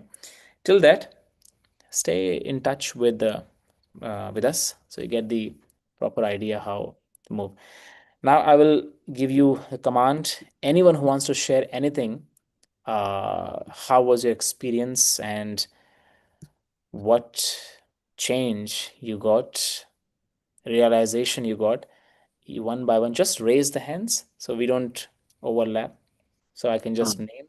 You can share your things if you want to share something so people can hear and can be motivated by your experience. Adrian, you want to say something? Adriana, you need to unmute. You need to unmute. I think you're muted still. You need to first go in a Zoom you have down somewhere. I'll come back to you. Aditi, you want to say something? Okay, I'll come back to Aditi. Adrian, please share. Yes, thank you very much for this course. It was an extraordinary course, and I followed the previous two courses. The first one in a very conscious way, but the second one, unfortunately, I couldn't follow all. That Aramba Pranayama. So that was my fault because that was the situation I was in. But I wanted to thank you very much and to tell you one of my thoughts which had arisen during this course. And after this, I want to share it with all the people present here. I think you managed to open a kind of a secret door, and we are feeling very, very happy and very calm and also purified after this course. Thank you very much. Thank you. Beautiful. This Pranaram course you can take anytime because it's recorded. So it's not a problem. So you can just anytime, it's in the system. Okay. So take care, stay in practice, stay safe, and keep on expanding your pranic body. Thank you very much. Thank you. Aditi, please. So I think Adriana put it very beautifully when she said that it was an extraordinary course and you've opened many portals within us. And one belief I have is that things come into your life at exactly the right time for you. And I think I've had a very strong spiritual path for a couple of decades now. And I think I was ready for this pranic purification component to come into my life. And I think the one sentence which you said a few classes ago, which really sat quite deeply within me, and it sort of connected pranayama beautifully to my spiritual practices, is that Shiva is sitting inside you, and with your, he's expanding in you with your pranic expansion. So I'll never forget those words, and I'm treating this entire journey in the light of this pranayam journey in the light of this truth, this gem of a truth that you said. So I'm deeply grateful to you. I've started following a lot of your yogic videos and practicing accordingly, and I hope to join in more and more courses going forward. Sure. Thank you so much, Prashant Ji. It's been really, you've opened up a portal for a new world for all of us. Thank you. Thank you. Thank you. I appreciate it. Manishi, you want to say something? Thank you, Prashant Ji. I hope I'm audible. Yeah, sure. Yeah, Prashant Ji, thank you very much for conducting this course. I found it very different from anything else, I knew so far. I wanted to go deeper in pranayam. I'm not new to meditation, so the physical body and pranayam is what I'm learning now, because body is not keeping pace with the energy generated. But I am aware of, some of the other things. And so when I did this particular course, it gives me, immense happiness. I've learned many new things. For example, I never ever thought that Bhastrika is something that can take you deep into a meditative state. I always thought it's something to make you more aggressive, more active. But it in our pranayam it gives a very I think alpha or a beta state when the pranayam properly happens. So that was eye opener for me. And I liked, Nadi Shodhana. I learned how to do it. First time I learned what the difference from Anulom Vilom. I also felt the way, you've structured the course. It becomes a breeze to do it. So if somebody asks me to do Nadi Shodhana, just if I just have to start, I may do it 2, 3 times and then feel a little bit suffocated or something like I'm doing something which Yeah. is heavy. But when I do it in this kind of a practice, it makes it easier. So I'm quite happy that I got associated with you. I just want to share, because I'm talking in a public forum, I learned my Surya Namaskar from you, and I have not seen any explanation like that in whole of YouTube. And after that, it has become so easy. I'm talking about Hatha Yoga. That is what I like. That Surya Namaskar that you have Yeah, explained is free for all. Nobody else has explained it. And after that, I've seen the benefit of that as well. I do it of for course. times. Do it. I look forward in future to other pranic purification too. And also, if you conduct, that Raja Yoga practices that, you discuss an interview with Ms. Rima. Yeah, I would be very keen to know about, so when we do a course, it's the practice and it's also the wisdom that comes along with it. So that wisdom is something, because I think she's practiced it for long. And when you write your comments, I can see that you're also fully aware of, so something we can really learn. It's of course. wisdom, the yoga Yeah, capital of the. with the Yoga Vidya school, you will be it's a educational platform where you get the yogic wisdom in the form of courses. So many courses will be there. Anytime you all are welcome to understand this yogic paths. With me, I'm not alone. Actually, we have a whole team. So I'm lucky that we have a great team. Like recently, I'm doing interview with them. Amazing team. So they are strong more than me. So of course, in future, you keep coming. Well, then, thank you very much. I really appreciate you conducted this and gave us an opportunity to learn it. And for a person like me who's very interested to go deeper, but not yet ready to become a teacher. So, for me, it's my practice. If I have someone who needs it, I'll send them to you. So Of that's how course, I. of course. So such Like, courses are, a very welcome thing. For 21 days, we were focused. So we yeah, went deeper in one aspect rather than learning too many in 30. My experience of yoga tells me this works out better for me because, I great. learn a thing completely. Thank you. Thank you. Keep practicing. Thank you. Thank you, Sam.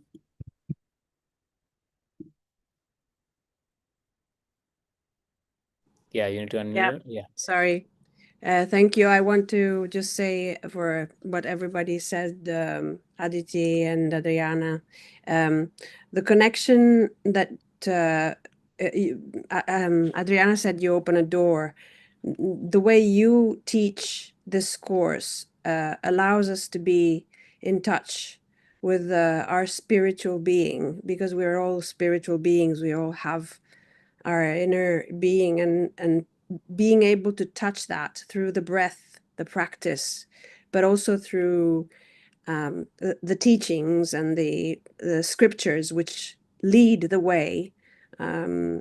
It's very important. I find it an incredible journey to discovering our inner self. We're only at the beginning. We're just like an onion. We're peeling the first layer, but we know, all of us, I'm sure, we all know that there's more there, and we just want to learn more. It is about ourselves. It is about ourselves. And so thank Yeah. I gave a good example. We are onions. Now everyone has to imagine they are onions. Good example. I will also today meditate on this. Okay, Gauri, you want to say something? Namaste, Prashant Ji. Thank you so much for this class. This was like a much needed class. One thing I would like to say to everyone in this group here, I have taken Prashant Ji's daily 6 o'clock class. So I live in the US. So I did a few months back, I did that course. And so the way you teach, the explanation that you give for every asana, and the sequence you create, all the information that you give is something different than what we learn in the Western world.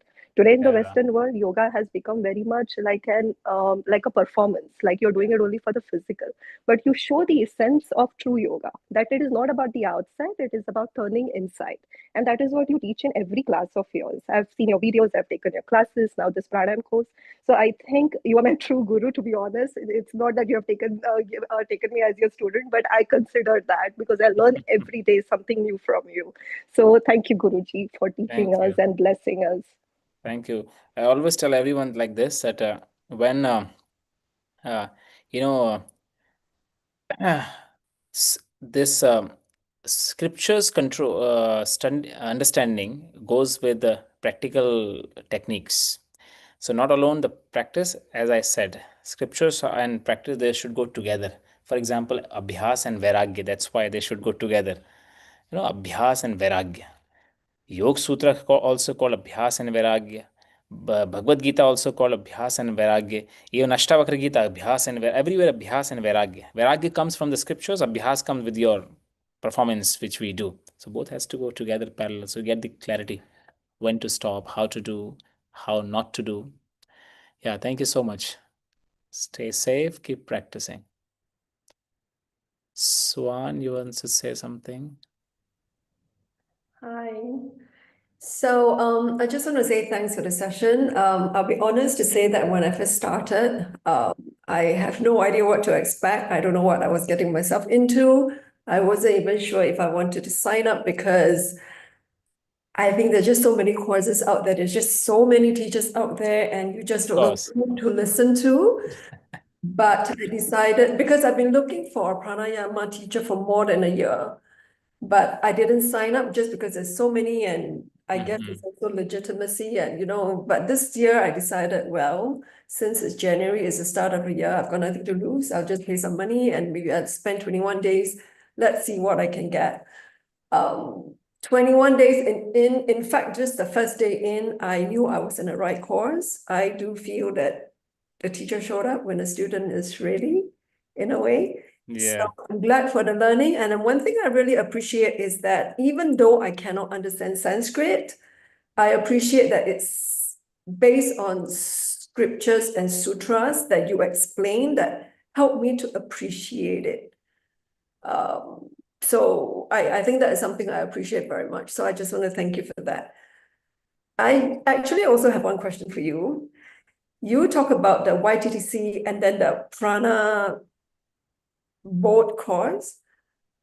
Does one have to do the 200 yoga teacher training with your school, or if we No, are... any. Okay. If you have done before also. Why I'm saying this? Because that gives clarity. So understanding will be easier. Otherwise, we have to spend a lot of time to explain. So teachers training course is like a foundation for any kind of teachers training course from anywhere you have done before. then you are also okay with that. Okay. All right, Yeah. thank you. But yes, I'm glad I came for the class, so really appreciate it. Didn't waste my 21 days or anything of that sort. So 2026 is off to a good start. God bless you. Take care. Of course, sometimes it happens, like you said, there will be more and more teachers, and it's good actually. Everywhere it has to be like this.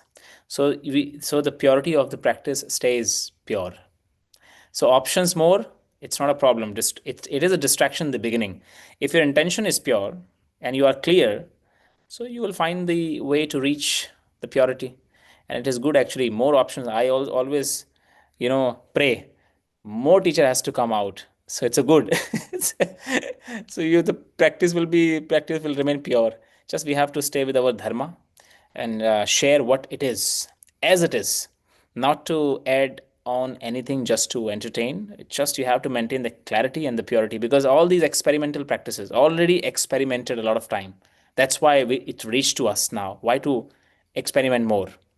All the previous sadhak, previous practitioner got samadhi from these things, got realization from these things. So what else we need to do? This practice cross already with three yugas: Sat Yug, Dwapar Yug, then Treta Yug. Like in a yogic term, we talk about that ages, like golden age, then this bronze age, and this iron age and silver age. So it's already reached to us after these all ages. So already refined practices. Just need to find the way how to learn them. Thank you so much. Stay safe and see you somewhere. Anna, you want to say something?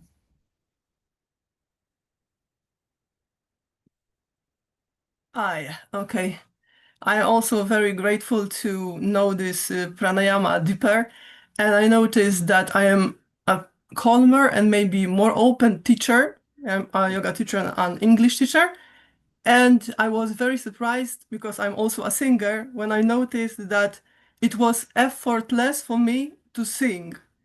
And I even didn't need to warm up my voice as usually singers do, but I was only doing this sadhana and I noticed that my voice was clearer. Although now I have a sore throat, I don't know if it's caused with this sadhana. After 2 weeks, I had a sore throat, but I will practice. So thank Sure, you. keep practicing. Many things will come on the way. Great. Thank you. Mital?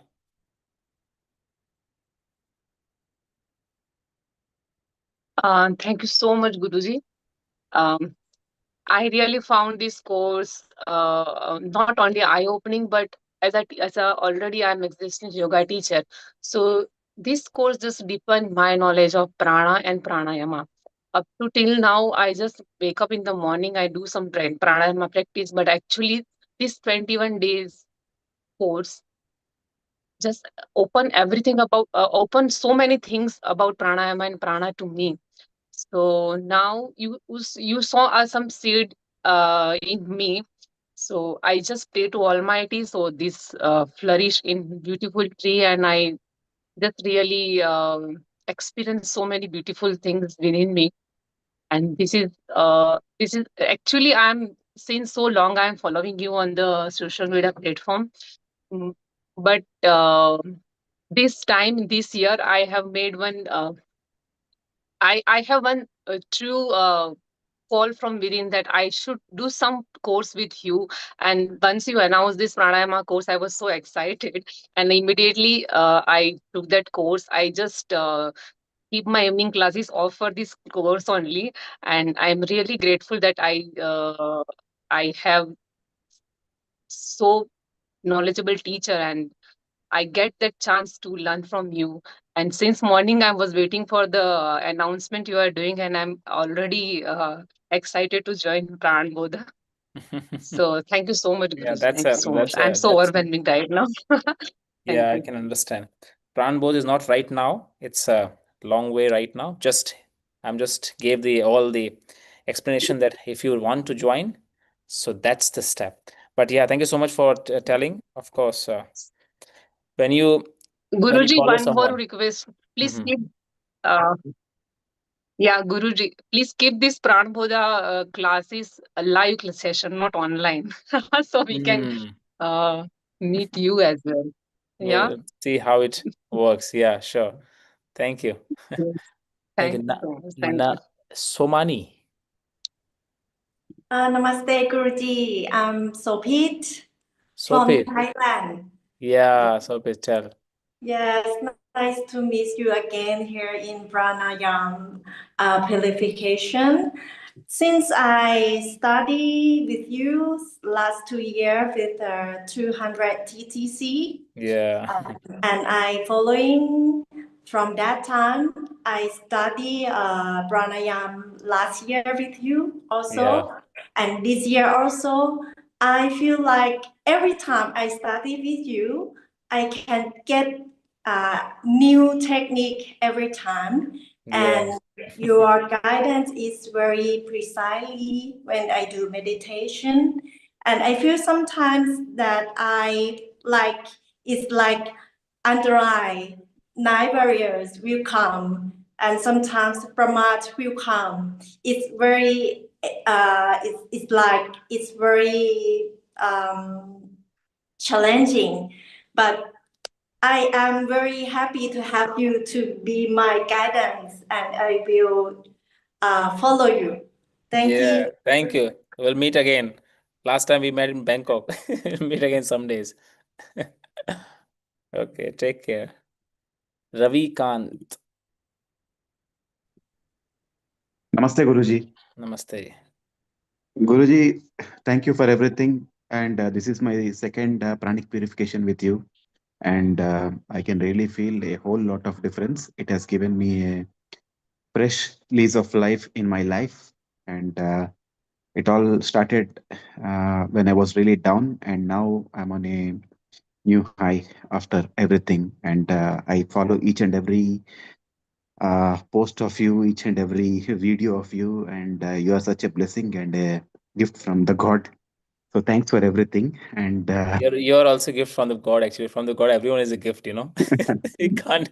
It's thank just a you, different. Guruji. We got a different dharma to follow for particular time. So right now, maybe my dharma is just to share. Your dharma is just to receive. One day, your dharma is also to share. So start teaching to your. Start practicing with your family. Yeah, I've done that. Have been doing that, Guruji. Yeah. Uh, Guruji, in the last question and answer session, you asked me to remind you about the earlier question I have asked you about you promised me to share some, the customized plan for brahmacharis. So if you can. Mm-hmm. Okay, let's do one thing. After this, and you write the WhatsApp number. I will be answering for. Will be sharing there. Okay. Okay, okay, Guruji. Yeah. Just write the question. Okay. Thank you. So many. Now you can.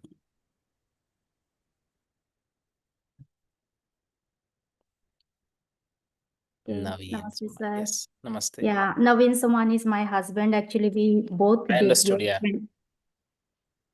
Sorry? I understood. Yes, we both did your course. Actually, I'm also into yoga journey, and it's been 17 years for me. But Oh, I right. wasn't able to do this practice for my own self. So that really set me into that tone that I can practice now. I know how to do the correct way. As someone said that we have done many teachers, many gurus, but such a way you explained the things, such way for your own purification, you explained the things was incredible for me and my husband. So we both were sitting every day, 10 minutes before and waiting for you every day. So excited about your Beautiful. sessions. Yes, and we did it together, and we're looking forward for other courses with you, of course, and really, really Shiva great. and Shakti doing together. So what can be best? That was really amazing. My both kids went out. Now we are both at home. So Yeah. having the same interest makes the journey so smooth and beautiful. And doing these 21 days was like amazing time we had together with you. Actually, the couple has to practice spiritual sadhana together only. If they are couple, they have to. That should be the foundation of their relationship. In a family, the foundation of relationship when the couples come together for spiritual sadhana. then the relationship also becomes stronger because the foundation is spiritual.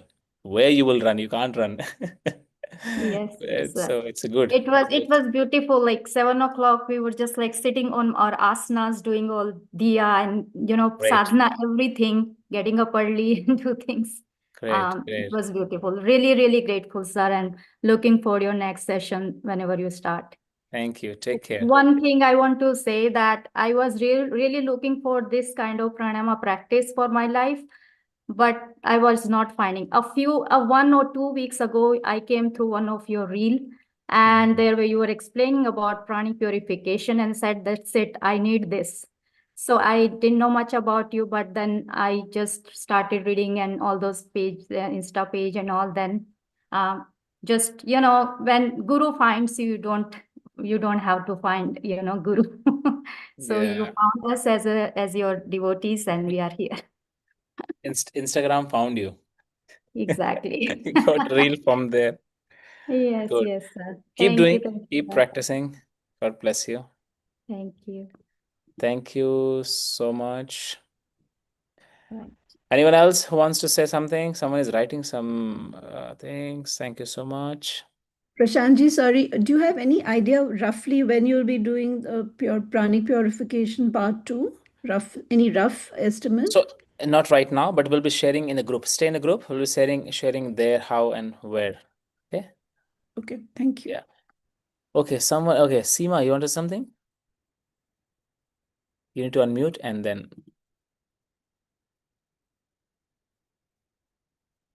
Just go to the screen and unmute because you are still muted.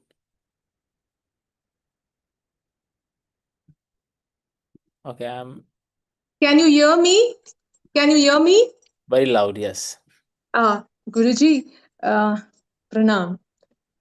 This is my fourth session with you Yeah, after I know you. doing Pranaram.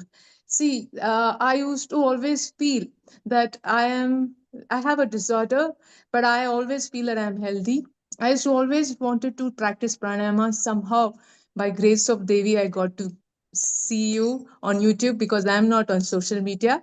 I'm 50. I just turned 50. For 30 years, for 31 years with RA, rheumatoid arthritis, with all my discipline, something was missing, and that is when I found you.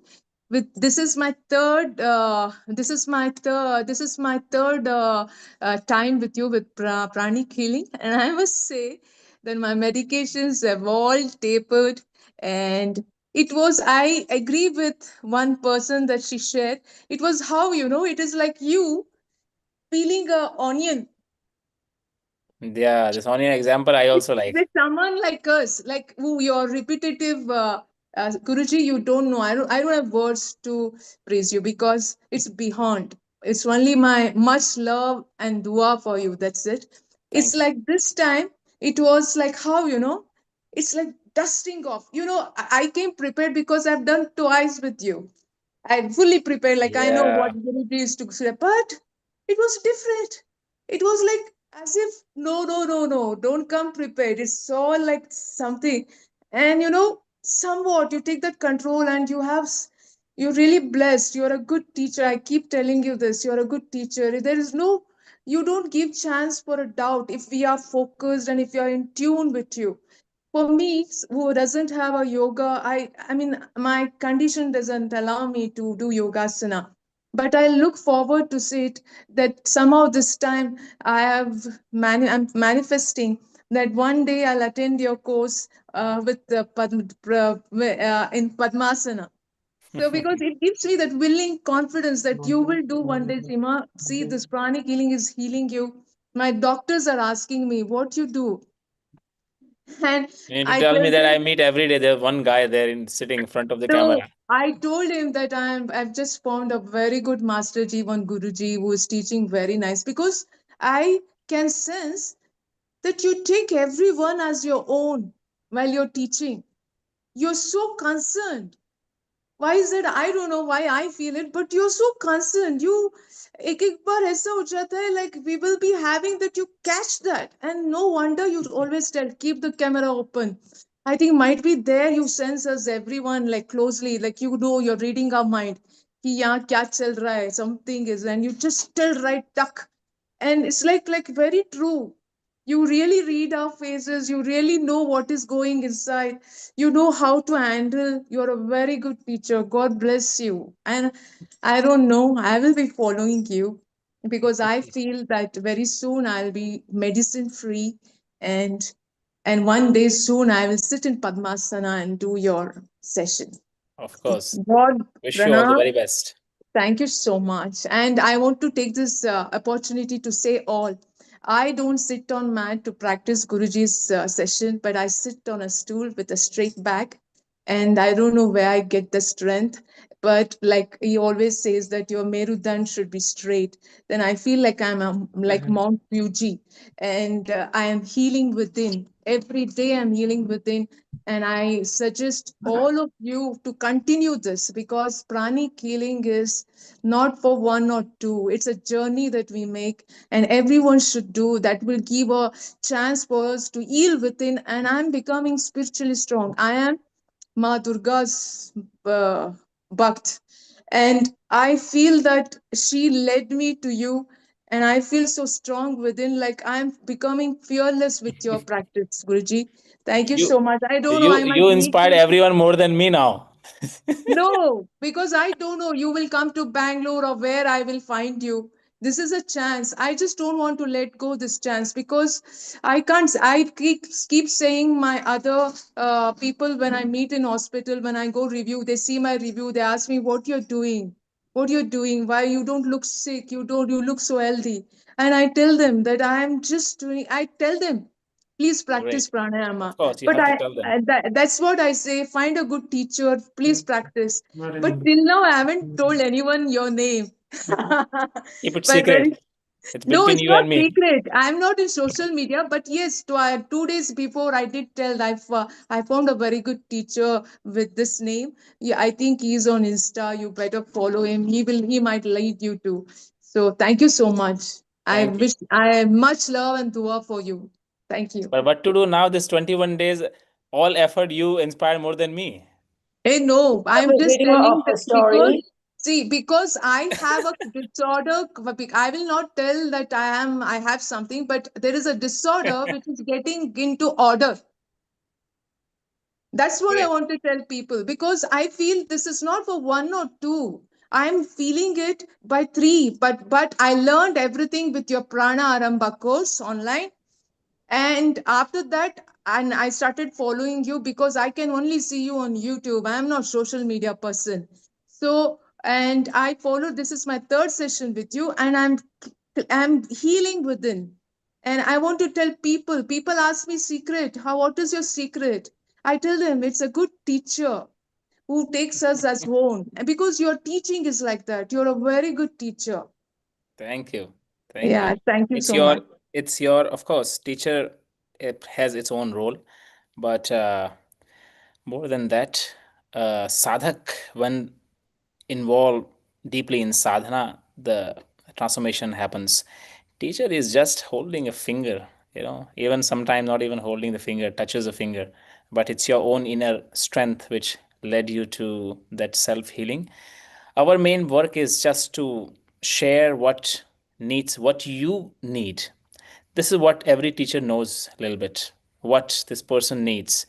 Rest on the person that how he take it and continue. You took it very well. You are healing, help others also. Yeah. And God And bless you. I'm already in remission, and my drugs have stopped, and I look forward for a drug-free life. Of Oh, course, yeah. you will. Take Thank care. you so much, Guruji. Thank you so Thank much. you. Thank you. Thank you so much, everyone. Lataji, please tell your wisdom. My wisdom, what Seema was telling, I 100% But you agree. can tell more than her, definitely. There is so much I can tell.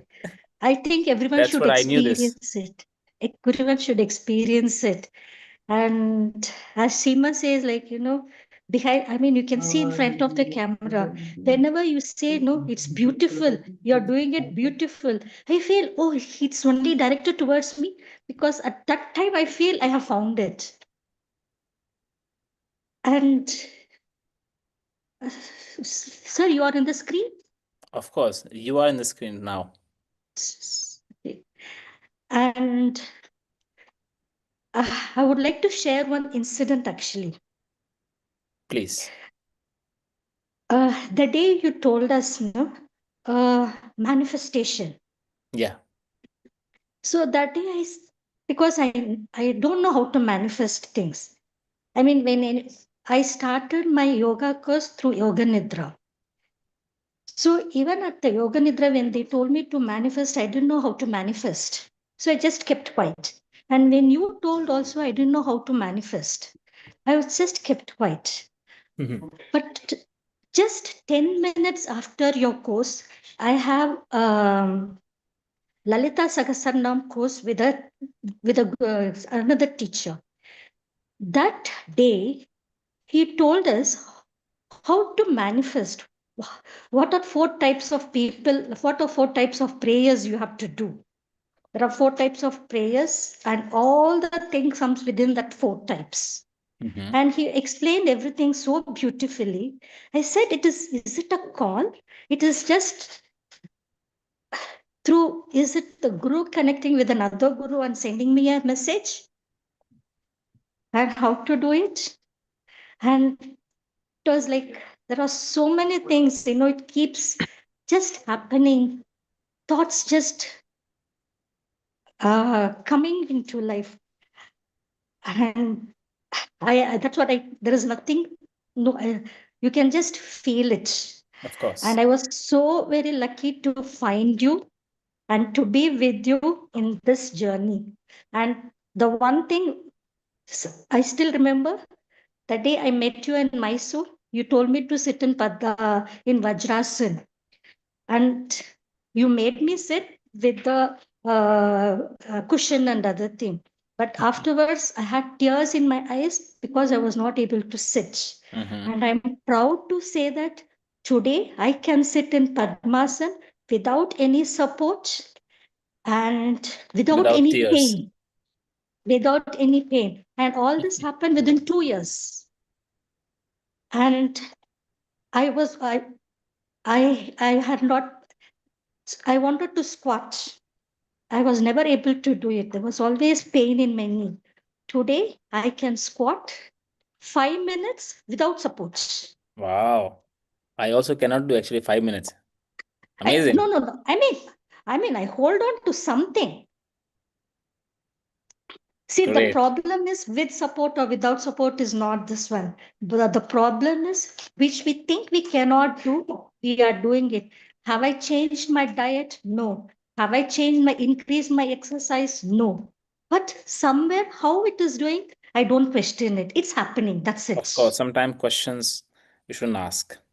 So now I've stopped asking questions and it's happening. And to start with, I was really scared. Whether can I go to do it? But as a teacher holding you, I know that I'm at safe hand. So I can go without any fear. Sure. True. So this is what the factor of fear is out of me now. As I can go deep. Otherwise, I was getting scared. Can I go deep? I was Bhastrika. I didn't know what was Bhastrika. And didn't know it, but such a simple technique. And Bhastrika is over.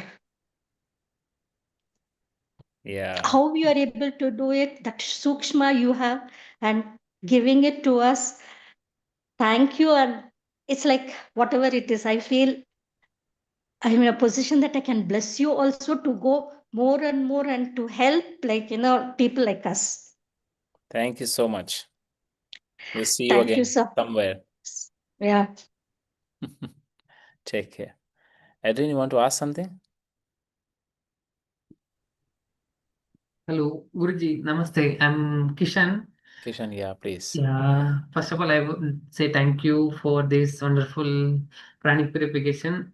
In my 21 days, I can see two good results. Before I had constipation problem because of now I have to stop my eating 3 hours before, like early dinner. I Hmm. can see my body automatically recovering from constipation. Of course. And second thing, I'm a regular asana practitioner, but because of my daily eating habit is very wrong. Now I'm applying your Kaya technique through a slightly change with my daily asana. So I can feel my body and I can improve my breathing in asana. I can stay more long in one pose. Yeah, So it's good changes for me. of So I course. would say thank you for this Thank you. wonderful course. Thank you. Keep practicing. Keep Yeah, strengthening. thank you. Constipation is a small thing. Many big things can be changed. Yeah. Take care. Adriana, you want to ask something? Please. Is it, Yeah. so I would like to come to Rishikesh to attend that 200-hour course. Mm-hmm. But the problem is that I have an illness, so actually I have 2 hip replacements. So is it possible Hip for, replacement you have. yeah, 2 hip replacements, It unfortunately. means you need to even come even more then. So you can For a do longer that. course, for a Yeah. long. So, so I can deduce that this is possible, right? Yeah. See, I said also before, yoga is not about that you have certain limitations so you can't do. There are many subjects and the way of performing them, right? You need to learn for your body what you need to do, and that's the best way to understand that with the front of the teacher. If you have a chance to come, I think you should come because you get the idea front of the person who is teaching. Okay, you have that much limitation because you have hip replacement, but still there are some movements. That's how you can even walk. But within this limitation, how to modify the pose to make it more effective as a therapy and as a transformation also, this you need to learn. Actually, it's those who have any kind of physical limitation, for them, definitely they have to do certain kind of courses because for you it is a different dimension to understand this subject. And second is theories are there, many deeper insights are there. So you have to only modify the physical part of it. Rest you can do anyhow, right? So of course Yes, you I can do that. understand because I had already done a course with you in here in Romania, in Brazești. Yeah, we met once. Yes, and I it was remember. beneficial. It was very, very beneficial for me. And Yeah. I tried hard to keep practicing because you said, when we last saw each other, you said, keep practicing. Yeah, it's I good that tried hard. you are practicing since that. When we met, what when it was, I forgot even. 2019. Oh, That yeah. was 6 years ago, 7 years ago. Yeah, great. Yeah, I think you should. If you have any chance, you should come and in person. If you get the chance to do, I think it's good. Best. Yes, because I'm very, very interested in all your teachings and also in pranayama. And maybe, why not? Maybe I can be. Sure. Until I'm alive, I'll be sharing. Don't say something like that, please. Alive in this body, I will be alive. But in this body, until I am, so Yeah. I'll be Let's hope sharing that that. I'll be able to come then. Thank you very much. Thank you. Thank Yeah, you for thank you. everything. Thank you. Suan, you want to say something? Yes, I'm just wondering, I actually have booked myself tickets to Rishikesh in March. Oh, Know you have a YTT happening then. I don't intend to take the YTT because I don't have 28 days. But I'm just wondering whether Yoga Vidya School has got a retreat. I don't seem to see it on your website. So I no, we don't have currently retreat right now. We have only the long courses. I okay. think this is 24 days. Okay. So it's long retreat basically. I was still be in Rishikesh. Sorry. Great if I could just pop by to say hello to you and see you in person. Sure. Julie wants to say something? Julie is there? Yeah. Hi, Shwan. So there's a way that maybe you can join the TTC as a retreat. So you will be there only for a few classes, not for the complete thing, according to the time you are available. So please write to our email so we can give you all the information for you. Where do I stay? Can I stay in a school? In, or- in Yeah, March. you can. Yeah, you can. You can stay at school and everything. You will be sharing few classes with the students, but not all of them because you're not going to do the DTC. But you can share Prashant Ji classes and you can be there with all of us. And if you want that, write to our email so we can provide you all the information. Okay, I'll drop an email on this. Thanks for that information. Yeah. Thank you. Thank you. Good. Thank you so much. I believe some of you are writing. I still watching them too. So I'm receiving them.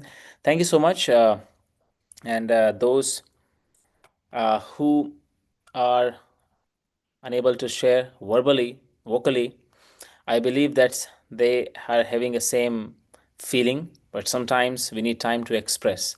I respect that completely. And you should also stay in silence sometime if you need to. So stay safe, keep practicing, share your experience later if you can, so it can inspire others. See, sometimes some of the stories are more inspirational than the teachings. That's what sometimes we need. So keep sharing that and keep practicing. This is what we need to do right now. The main is that if your spiritual sadhana is strong, then no one can, distract you from the path. Your sadhana has to be strong. Doesn't matter what you do, but the right way.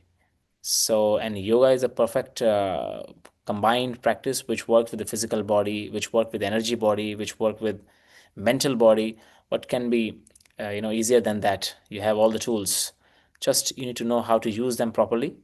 And just remember one thing, that whenever such techniques, certain techniques start giving you pleasure, change the direction also. Don't be attached to that, because this is what most of us we think, that if I know headstand, I have to stuck to headstand, because the same weapon can harm ourselves if we don't know how to hold it and how to leave it on time. So same techniques are only beneficial. That's why here the master is important. That's why we walk with the guru. Until we don't realize self, we walk with the guru, because the techniques are not only important, the way you hold it and how long you're holding it, that is important. Important is not that you learn the techniques and you have to continue whole life. Maybe after 5 years you don't need that, you need something else, because now the same techniques have started harming you, because you cross that, the time and this connection that you need are something else. So this is what I always tell everyone. That's why it has to be always with someone, anyone, doesn't matter, me or someone, any guru, but you have to find someone with whom you can walk the path and continue your sadhana positively. Stay safe. I wish you all the very best, and keep practicing. Pranayama is the best way to keep you safe in all ways. Slowly, inner wounds will start opening. Healings comes naturally. You don't need to seek for that. And when I say manifestation, it happens when your inner volume is wider, inner environment is that strong that the outer environment is automatically aligned. So you don't need to align. That's what we try in asana as well. Asanas are the geometrical posture. It's a geometry. Just you need to align it somehow with that cosmic power. Pranayama is a fast geometry. Just two things you have to do: inhale, exhale. Just you need to learn how to manipulate them, refine them, and a little bit control sometimes, and the proper order. So, God bless you, everyone. Stay safe, and give your blessing to me also. Take care. I'll see you all Thank you, soon. Ji. Thank you so much. It is Thank not you. a blessing. It is blessing for both of us, actually. Thank you. God made us to meet, actually. Thank you so Yeah. much. Thank you Thank so you. much.